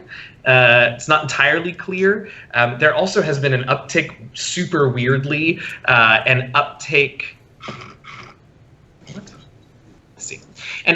in the number of big cats in the area. There's one particular drunkard in this one bar that you go perform in who swears he saw a panther in the Neverwinter Wood, which of course is absurd because there are no panthers in the Neverwinter Wood. So yeah, that's the long and short of things. All right, a couple things. When I hear news of the things that we were directly involved in, I will try to add to the rumors that I'm hearing. Okay. Tell me more. I'll mention the mighty Nos, who slaughtered evildoers by the dozen. The fearsome wampum, whose hammer and axe just sliced into the most fearsome foes. And how the brilliant and knowledgeable duo of Taslin and Kale, the Eldritch Elves, is what they're all calling them these days. The duo, how they sealed the portals and fought back the powers of darkness with only their wit. Oh. I mean, it is like it's like setting a match to dry tinder. This is maybe the second day that you all are in Neverwinter, and by the third day, the stories have grown out of all proportion to reality, which like has a dual effect. One is that like these individuals are rather well known and storied, but on the other hand, now everyone's real nervous about what's going to happen in the temples around Neverwinter. And when I heard about the Tabaxis skulking about, I will know. Just Tabaxis, just largely Tabaxis, but there were humans and elves and such in there too. Well, when I heard about the Tabaxis, I would try to get clarification, because I know that my kin are somewhat different than the other Tabaxis in that we resemble lions rather than tigers.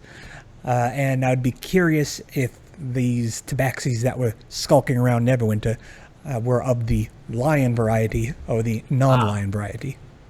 Why don't you go ahead and make me a, let's see, we can call it, I'd buy Charisma Persuasion or Charisma Investigation if you're proficient in there, although I don't think you, well, whatever. Whatever's better. 15 for Persuasion. 15. Yeah, I'll buy a 15. It takes you a few tries to get somebody who, a story that isn't eighth hand. But you eventually run across someone who seems to have been out there and maybe seen the group themselves. And they sort of say, now that you mention it, it wasn't just leonine tabaxis, but there certainly were an inordinate, a sort of unusually large number of tabaxis that, actually, now that you mention it, did sort of look a little bit like you. Noted. And from that, I think it just sort of reinforces, I mean, yes, it answers your question, but it also reinforces that, like, while there may have been more leonine tabaxis than others, and there may be more tabaxis than other types of humanoids, like, it was a pretty hodgepodgey type group overall. And this person also, just says that, like, there were felines aplenty around, humanoid and otherwise, when they were out there in the woods. Though they didn't claim to see any lions or panthers or tigers or anything like that. Oh my. Oh my. Yeah. That's it for me. Okay. All right. So a couple of days pass, and eventually you all will need to meet up with Wampum. We should check along Wampum's travels. Now, Wampum, once you get out of the Snowflake Mountains and sort of get a little closer to the river, there's a fairly well-established trail. I don't know, but the road is a bit much, but trail at least that would lead you across the river and to Lachelle. So and it's you. So like in terms of threats along the road, like I'm not super concerned that you're gonna like get ambushed by a group of bandits, because sorry, bandits. So is there anything about the journey other than that that we should know? Any fun encounters along the way? I think the biggest thing is Wampum goes over and over and over the battle in his head. I mean, thousands of times. Mm-hmm. And he makes a vow to himself that this is the second time that he let Kale talk him into going into a major battle half prepared. He said that he is not, if Kale and everybody else is still alive, it will not happen again. I like that. Yeah, definitely. Will you make me, Wampum, what do I want to do with this? Will you make me an intelligence check with proficiency? I'm going to call it like a, I don't know, strategist type check or something about your sort of battle prowess. I just want to know how well you put a couple of things together from the battle as you go over it over and over in your mind during your ride. Let's see, I don't know, I will roll a d20. Yep. And what do you want me to add to it? Intelligence and proficiency. That would be a +5. Oh! Look at that! Wait. No. That's you just rolled 20, not a d20. I take that back. I was so excited. Me too. Maybe it'll happen anyway. Come on. Damn it! Other direction /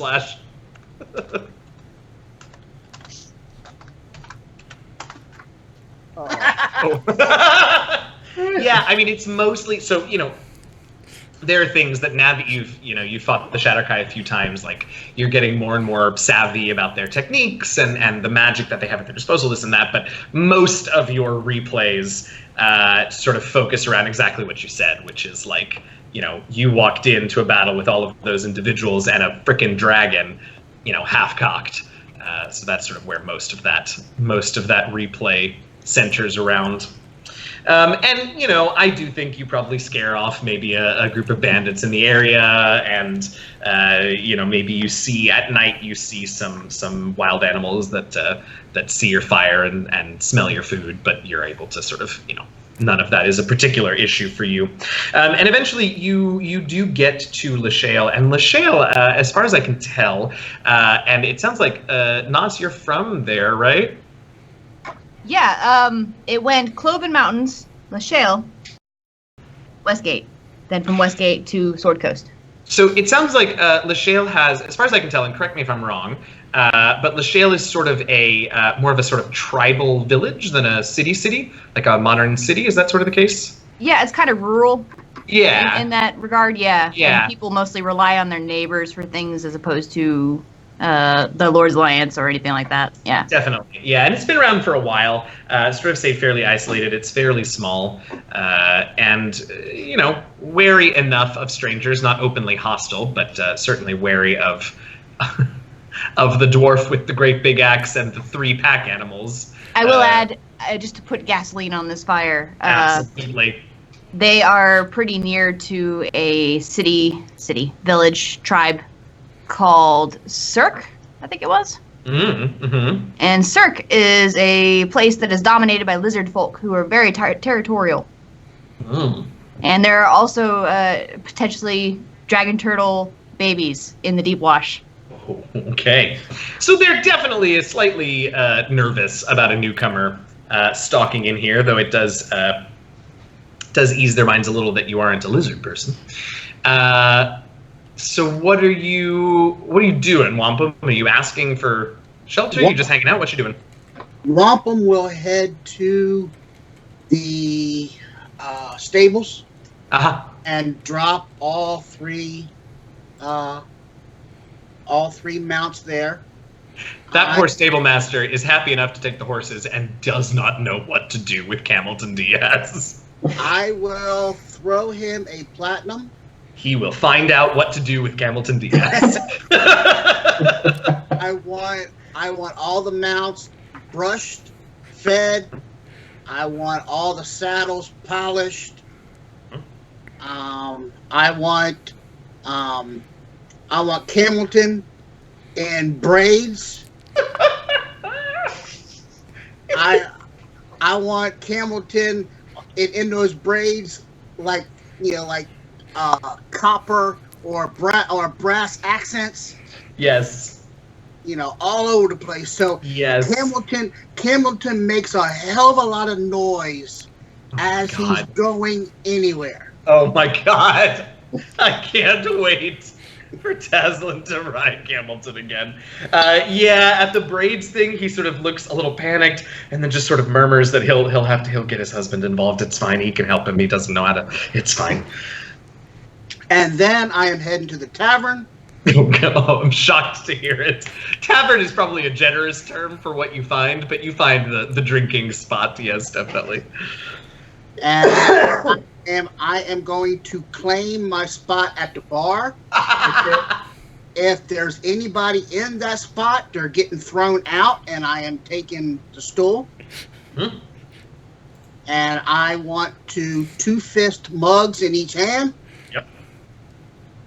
And I really don't care what I'm drinking, but I am beginning to drink. And this time, Wampum is going to get flat out blistered. Absolutely. Yeah, I mean, I think everyone in the bar is a little wary of you, but as soon as you start paying for the drinks that you're downing like water, the bartender's going to be happy enough to have you there. So, yeah. Oh, yeah. Real quick, the four of you who are back in Neverwinter, specifically Kale, since you were the one who saw the map and sort of know. Oh, I guess Nos too, because you have a general idea of where it is. How long are you going to give Wampum before you head that way? How many days? How long are you thinking? 2. Great. 2 to get there That sounds before about him. Yeah. Before we go, I should probably look at a map and see where it is. I'm going to be the one taking them there. Yeah, okay. All right, so, oh, God bless us, everyone. Let's see how this goes. Alright. So I have to make 2 checks. One to get us to plane of water. Recast water breathing. Mage armor on myself. Uh-huh. Let's go with the first one to the plane of water, which Okay. I guarantee we're not going to end up there. This is an intelligence check, right? Yep. Oh, 17! We go where I want. Okay, Hold so you end up in hold the hands. water. Yeah! Ah! Horrifying. Oh, poor Lefcadio is you're just all wet. It's okay. Awful. I'm familiar with a place that wasn't wet. Oh, Because we on the banked plane it. of water? Mm-hmm. Yes. This little air pocket thing. Place. Right. In like a seashell or something? I don't really remember. The There was city of 1,000 pearls. Yeah, and they had... 10,000. Yeah. 10,000 So, we'll show up there. Okay. And last time we were there, I think there were some refugees from Waterdeep that stayed. No, we were paying people to that was- take them You back. hanging out on this plane? No, I'm popping in, and then I'm Okay. gonna look around, and go, and then we're gonna pop right back, and let me do that roll, which is a 6. So I go wherever you want me to go. Mother of God. All right. Hold, please. I don't know why I was so optimistic by not having. I mean, we got 1 out of 2. That's like... You did, yeah. And you do have about. I was talking to Katie about this earlier. You do have about a 50-50. It's actually a 55-45 chance. Yeah, I was thinking that, Susie, but that's too easy. Susie said Shadowfell. Right at the Fortress of Memories. Oh, so you need to roll a D100, a percentile now, because you failed. So everyone within 15 feet of you, interesting. I think you might bring something along with you, but we'll see. 46. Ow. Okay. Oh, no. No. Anywhere but the abyss. Anywhere but the abyss. No, that's not... Okay, hold on. Anywhere? Hey, Katie, keep an eye on your Deal Twitter with it. DMs. What? So this time, so you get sent to a random location on the plane you named. Now you named the material plane. It's true. So let's see here. I am definitely not conferring with your future DM about where to send you. Anywhere but they? Can I tell you, they was literally the first place that popped into my head. Wait, what was? They. Oh no. Towson would do good there. Yeah, they have wizards and undead. It's kind of his whole motif. Oh my god, Now, just to be clear, as much fun as this is... Oh, that's such a good question. Oh, I like that. Oh, yes. This is terrible content for you all, but I'm actually excited about this. Hang on, I gotta look at a map. I'm gonna look at a map. Figure out where to send you. We're in Avernus, y'all. Katie, you should print out a giant map and have a dartboard and just saying, heads up. Yes, I like that. Okay, here's the map. Let's get a medium resolution one so it doesn't take 5 years to load. Okay, I think... Nope, not there. Oh yeah, that feels like a good place for it. Okay. So you. This is my DM style. I just make things up as I go. So you all end up in a forest. And I will tell you about that forest in just a moment. Here we go.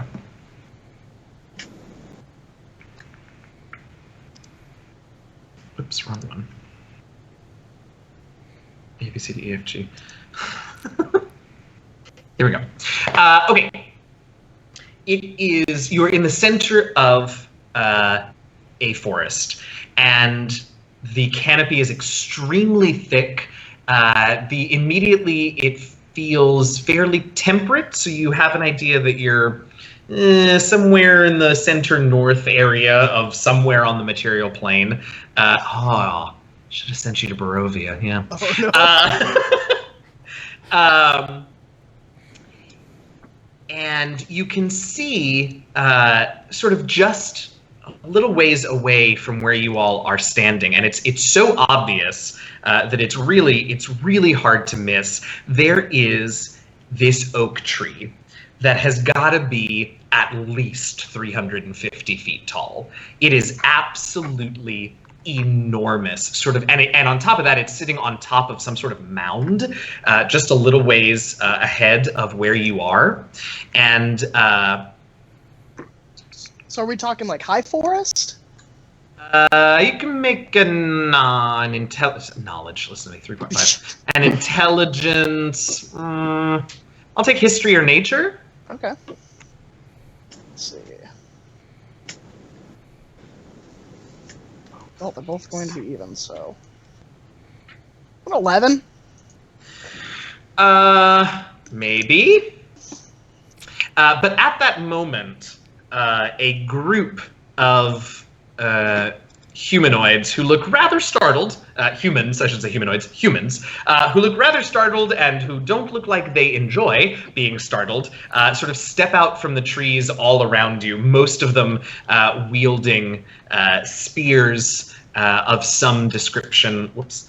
Most of them wielding spears of some description, and they call out to you in a language that chances are I don't think any of you speak. What is it? Are we still holding hands? Do any of you speak Uthgard? I don't. And I do speak barbarian. Yeah, okay. Anyway, they're sort of yelling at you and sort of like threateningly waving their spears and like motioning this. Like for us to get down? Maybe? I will immediately cast the tongue spell. That's rather than my option. I was just going to use the amulet again. You're like, wrong place. Oops, shit. Okay, so hold on a second, Kale. So you cast tongues. Oh, nope, okay. Yeah, so you cast tongues, and they are yelling at you to drop your weapons and anything that you are holding. How threatening do they look? I mean, they're burly and have pointy things, so, like, you could probably take them, but they're also, like, people who are clearly scared, and though I know that wouldn't matter much to Taslin, I imagine some of you might have an issue blowing them up. So Kale he'll immediately, like, take the angel mace off and put down and tell everybody else, like, hey, just put your weapons down, they're freaking out. Poor Taslin was like, we were gonna, oh, damn it. Yeah. Taslin was getting ready for a chain lightning. Oh my god, I thought you were gonna plane shift again. Oh, I mean, I could do that. Taslin, what would Taslin do? Because it would take about 6 seconds for him to cast tongues. True. You could do something while he's casting tongues. Yeah, I guess Taslin will just stare at them for a second, and because he hears Kale casting. Sure. And then he'll wait a good solid 40 seconds, and... Well, I mean, he's not carrying any weapons. Taslin's holding hands. Right. So, he'll just kind of stand there, and if they make a hostile move, he'll cast a hostile spell at them with prejudice, and if they don't do that, he's just going to say, try again, and then he'll plane shift. Okay. Great, so they're not going to immediately throw their spears at you. How about Nos and Lefkadi? Or Kale, do you translate for the rest of your group? Yeah, he'll just So like they just want us to put our weapons down. I guess he would actually ask as he put his own weapon down until he realized like, hey, they just want us to put our weapons down. But he would also ask them, or he'd tell them like, hey, we're not here to hurt you. We don't want to cause any trouble. We're just kind of pass it through. We got where are we? What's happening? You know.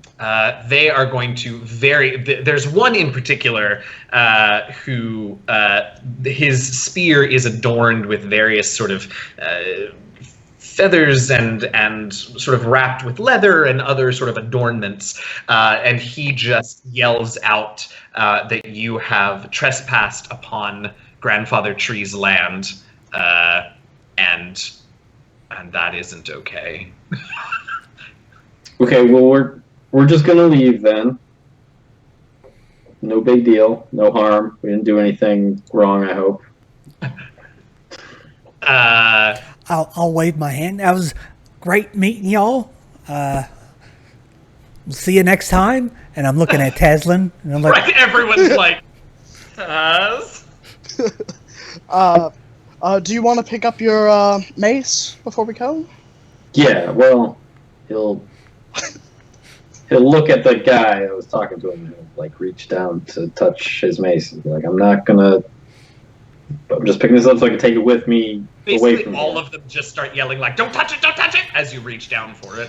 If they're freaking out and he's going for the mace and they're freaking out, then I'm just going to put myself in between everybody else and Kale as he picks it up. Making it worse. There's I'll put my back to them, Sure. so that they know that I'm vulnerable. Yeah, Taslin's gonna grab everyone's hands in, and we'll try this again. Okay. So, hang on. I should say, go ahead and make the intelligence check. Yep. And I guess I can't go to the Feywild because there's the time distortion. Well, make the check first. Let's see A before 13 you. didn't make it anyways, but I was gonna go to the plane of water. Okay, hang on. I have so many tabs. It's gonna fail a lot, man. It's trial and You error. have a 55% chance of succeeding. I keep forgetting to guidance him, too. Like you then. Hold on. Roll a percentile. Okay. Sorry, audience. This is the part we tried to save you from. oh. Okay. Here's what's gonna happen. You all vanish. Oh no. I hate it when you do that. And you reappear, and it takes you all a minute to understand what's happening, and you look around, and you realize that you are currently in the boughs of that big old tree that was just around the corner moments before.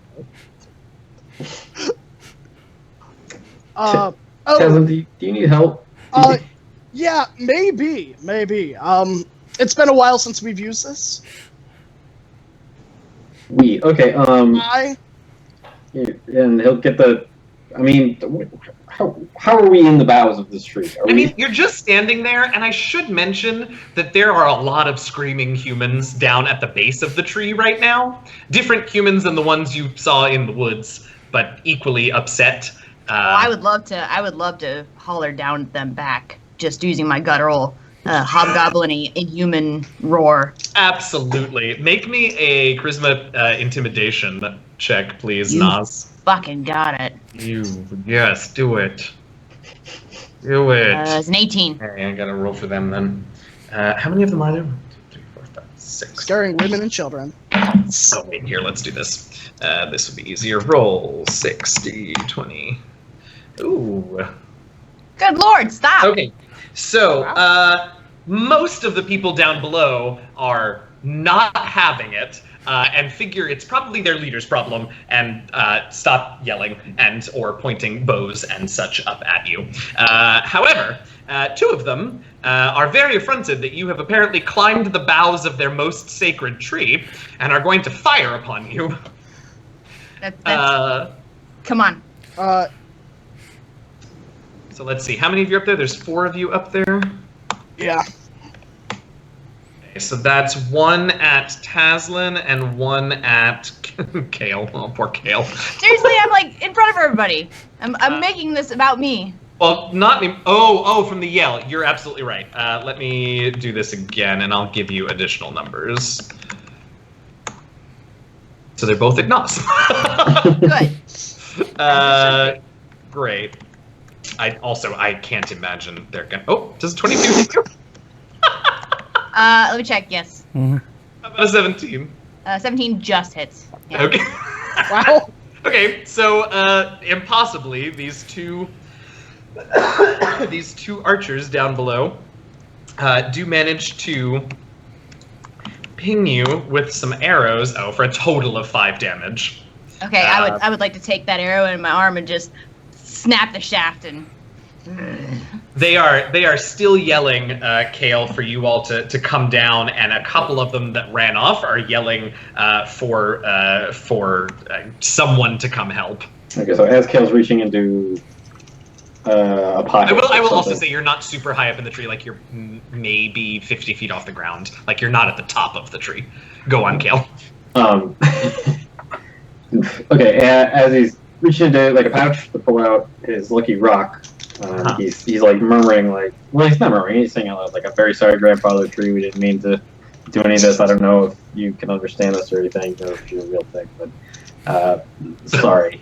Maybe this is where the universe wanted us to be. And then he holds out the lucky rock for Taslin. He's like, here, touch this. I touch it. Rub it for good luck. And I cast the guidance spell on him. Okay. And then I say, all right, go for it again. So I get to use 1d4 once?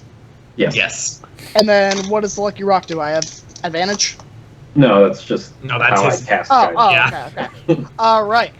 Let's do this again. I know you need all the help you can get, but at this point, 19! as this is all happening, there you go. As this is all happening, some other individuals, including the dude with the fancy stick, have run up to the base of the tree and are like, they just sort of stop for a moment, like jaws slack, eyes wide, and then the one with the fancy stick like runs to the base of the tree.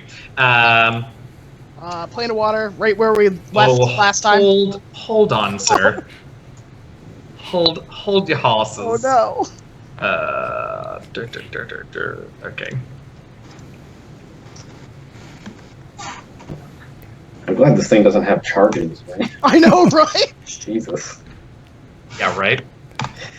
Okay. So the all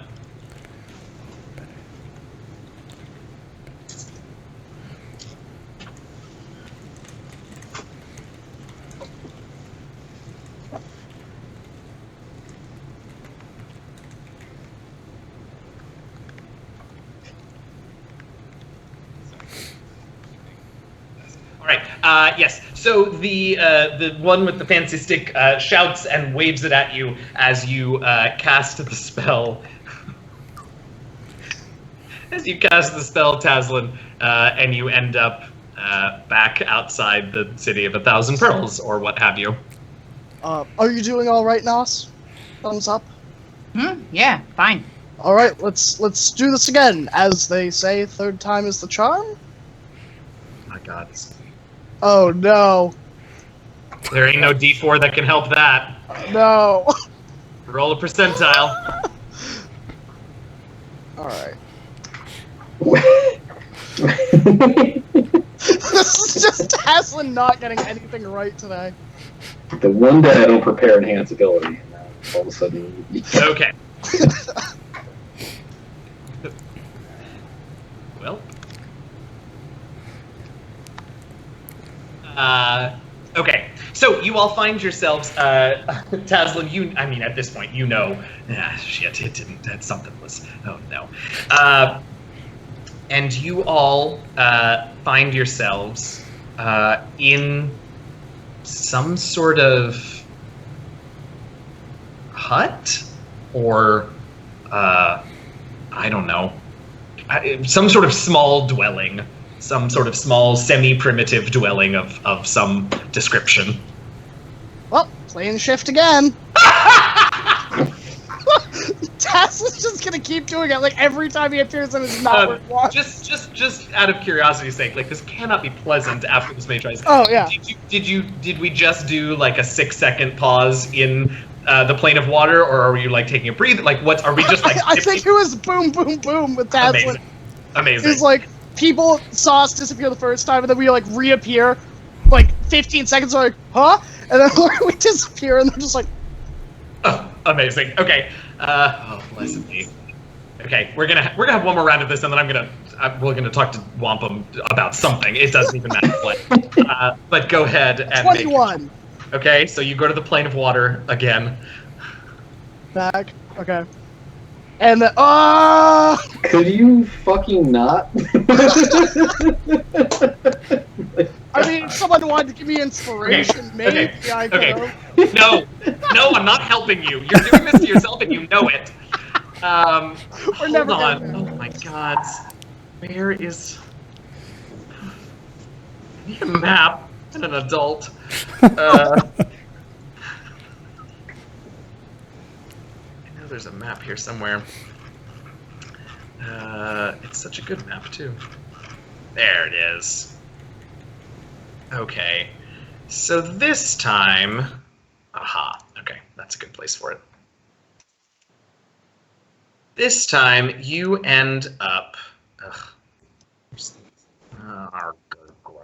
our table of contents. Here we go.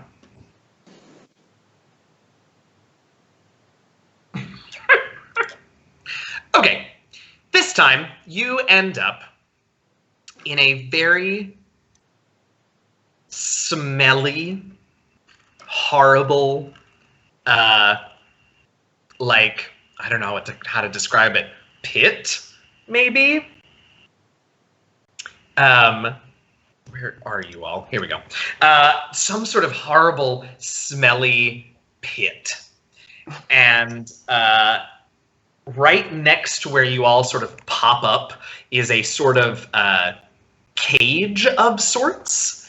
And in that cage is a tabaxi that, since we were talking about this earlier, has the sort of leonine features of our friend Lefcadio, who is not currently here, which is a little unfortunate, but he'll be back soon. And this particular tabaxi looks extremely surprised and confused, and quickly sort of collects himself and says, "Oh, thank God, tell me you're here to get me out." One question. Who are you? Oh, did you have your headphones in? Did you hear all that? Okay, great. So, the tabaxi looks real confused and says, I am Bendin Stream, and you're here to rescue me, right? Well, I come from the future. Time is of the essence. You need to come with us real quick, because... I'm just gonna, like, push Tyler out of the way, and me and him are gonna go off camera. Pushes away. As Nos pushes you out of the way, Taslin, Bendin Stream sees Lefcadio a little more clearly and just sort of gasps, and his mouth drops open, and he just sort of stares at you. L. I reach through the cage and I grab whoever it is. Like I put my hand where he is, and I said, "Get us out of here." Presumably you say that to Taslin, not to the encaged. Yeah. Not to the tabaxi in a cage. Taslin? Can you give me a description of where we are? Like, are we down, like, in a crevice? Are we in, like, a slave market? There's, like, some grates above you, and you can definitely see that you are in some sort of, like, I don't know, basement or, like, underneath some sort of structure. So, like, could I infer we're in a prison right now? No, it really looks like you're more in a cave system, Okay. and there are some cages in this part of the cave. The only one that has anyone in it is this one with the tabaxi, but yeah. Well, Taslin, you tell me what's happening. Well, whenever we create a NPC, or I create an NPC, onto our trips, I give them the disclosure of, I don't know where I'm going, and you may die. I'm sorry, I cannot be held liable. Oh my God. His response is, but shh. And I can't. Should go to the shrine?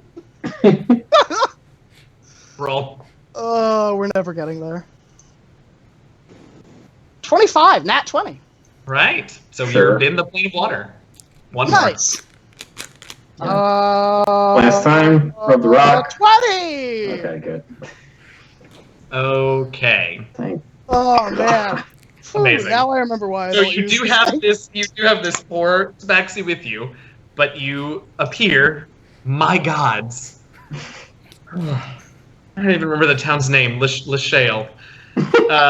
You end up in Lachelle, and Wampum is fucking bladdered because it took you all so long. I mean, really, it was only like 3 minutes. No, it took forever.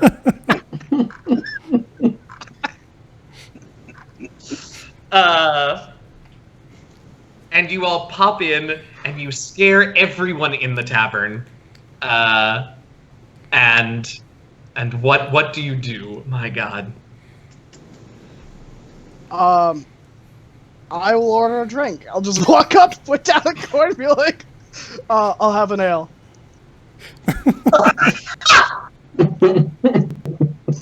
Okay, I mean the bartender's gonna serve you because, as we have established, the bartender will serve anyone who's gonna pay. The tabaxi is, first of all, looks like he's about to puke because he just shifted planes twice in rapid succession, and sort of looks around and like sits on the ground and just puts his head in his hands. And sort of is murmuring to himself. Wampum, what are you doing? Taslim just strolled up to the bar in order to drink. Wampum this whole time is telling the bartender what all went on, how everybody died. Wampum is in tears, crying off. He's crying in both mugs. Would this be something Taslin would have seen or heard? Wampum is a blithering idiot. I mean, he's just going off on how everybody was so fucking stupid that everybody had to die. That and then he looks up at. If he was like audibly crying, I think Taslin would have like pat him on the back and been like, "Yeah, they were really stupid." And like takes a seat right next to Wampum, orders the drink, and then he's like, "Oh, didn't see you there." And what did you say, Wampum? Wampum notices that he gives like a double take. You're fucking dead, man. I am fucking drunk. I am drunk. It didn't take. I've tried death. I've dabbled. Not for me, really. So Wampum pats him on the head just to make sure he's real. He's there. And then he hugs him. Oh, that's like the second hug Taslin's gotten in this campaign. Oh. I come in from off the camera and I just tiptoe and add myself to the pile. Wampum is still in his spiky armor. You each take a couple of points of damage. As this touching hug is occurring, the tabaxi has sort of gotten his wits about him, looks around, and he very sort of timidly goes up to Lefcadio and says, Master Whitehorn, I have no idea where we are, but we really have to get you to the shrine.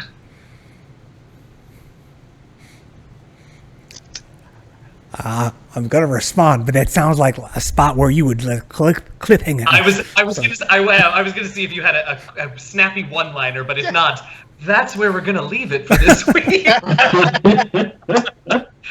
You all know me so well. Oh, yes. Against all odds, except not really, because the odds were in your favor the whole time.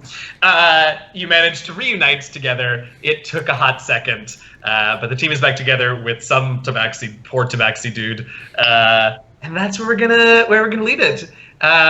Thank you all. No, let's do outros first, and then I will have my little moment.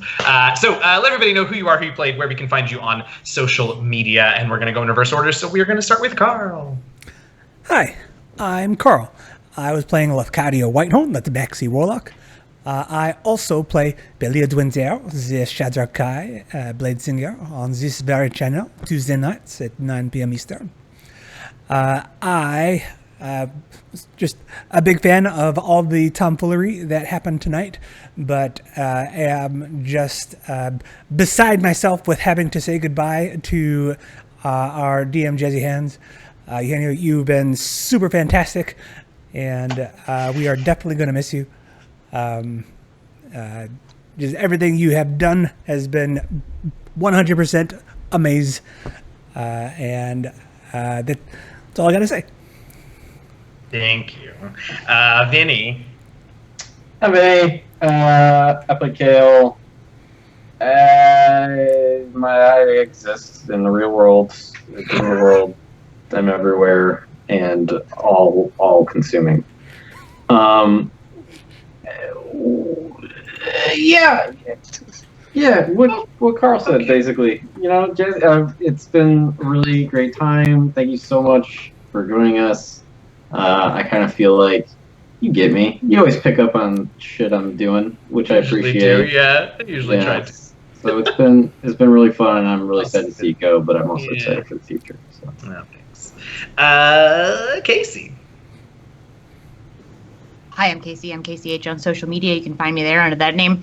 I have been your champion, Timor, and Paleo Planeshackler Big Fire Chickens. She would fight the storm, Nos, the boss of Neverwinter. And I, of course, I'm going to miss you too. But for a second, I'm going to try not to be sad for just a second and say that you're in Kale's Garden of Gethsemane with Denier was awesome. What do you call it? Show-stopping. That's what that was. And then the fact that Kale started an adventuring party and Eugenio's impression of level 1 adventurers are my highlights. So good. Can't wait to see what happens to them. I love it. John. Hey guys, I am John. I am playing Wampum Thunderbelly, your drunk dwarf for the night. So, yes, I am going to triple what everybody said, Jazzy, and I do appreciate and I enjoyed every single second of every moment that you were taking us through. You're one hell of a DM, you're one hell of a person, and I appreciate it. Thank you, John. Thank you very much. I'm going to miss you guys too. Last but most certainly not least, Graham. Hi, I'm Graham. I play Tazlin, your bumbling wizard. And taxi service, I guess. I can be found on Twitch TV/GrahamCrackers, or on Fridays I am on the Tales of Valeria as the DM for a new show on Fridays from 8 to 10:30. Yeah, I mean, as the last guy going, I guess. I guess I'll repeat what everyone else said. You are an inspiration, and it's been an absolute delight to have you here. And I hope that I have taken some things from your style of DMing and kind of interpreted it, and can use it in my campaigns, because you are fantastic. And thank you. Thank you, guys. All right, I'm Eugenio, also known as your friendly neighborhood dungeon master DM, Jazzy Hands. You can find me on social media at DM Jazzy Hands. Tomorrow night is my last stream of the summer with the Variant Roles Ravnica crew, and then I'm off for a bit. But never fear, you can find me on my podcast at The Last Refuge, which is going to start releasing episodes once again this coming Wednesday. You can find us on social media at DND Last Refuge. It has been such a good summer with you all, and I'm going to miss you terribly. I have left you in... from the few conversations I've had with her, more than capable hands. I'm very excited about some of the things that Katie and I have had a chance to talk about and that she's got planned for you all. We'll see how quickly we can get to any of that now that you're drunk in a bar with a random tabaxi. But yes, I'm very excited to see where she takes you all, and I will pop into chat whenever I possibly can to say hi and see how things are going. But it has been a true pleasure. You all welcomed me with open arms. You are fantastic role players. You're willing to go to whatever crazy places either me or the rest of your friends take you to in any given session.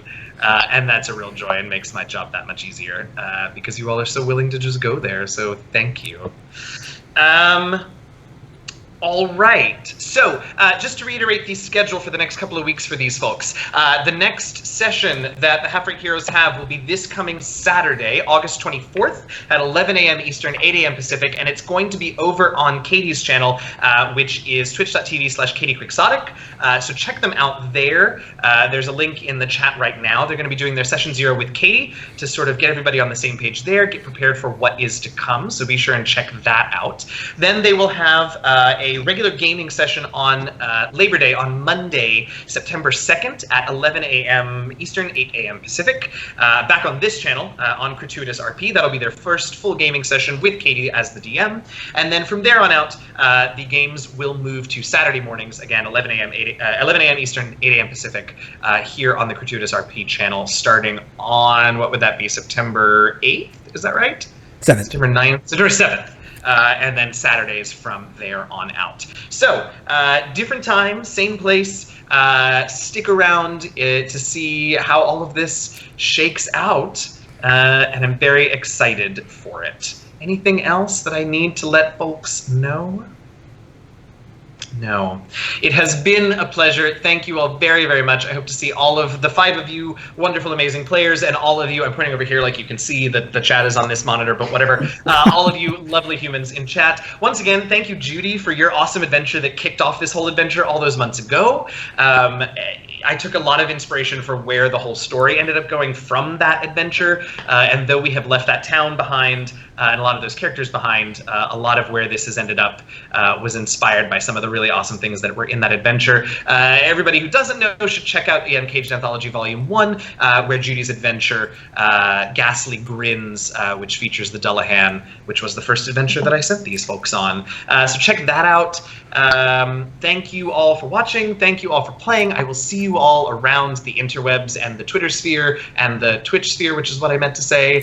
Thanks so much, everybody. Have a good night. I hope that these folks all see you around next Saturday. And until then, happy gaming, y'all. Bye, everybody. Goodbye.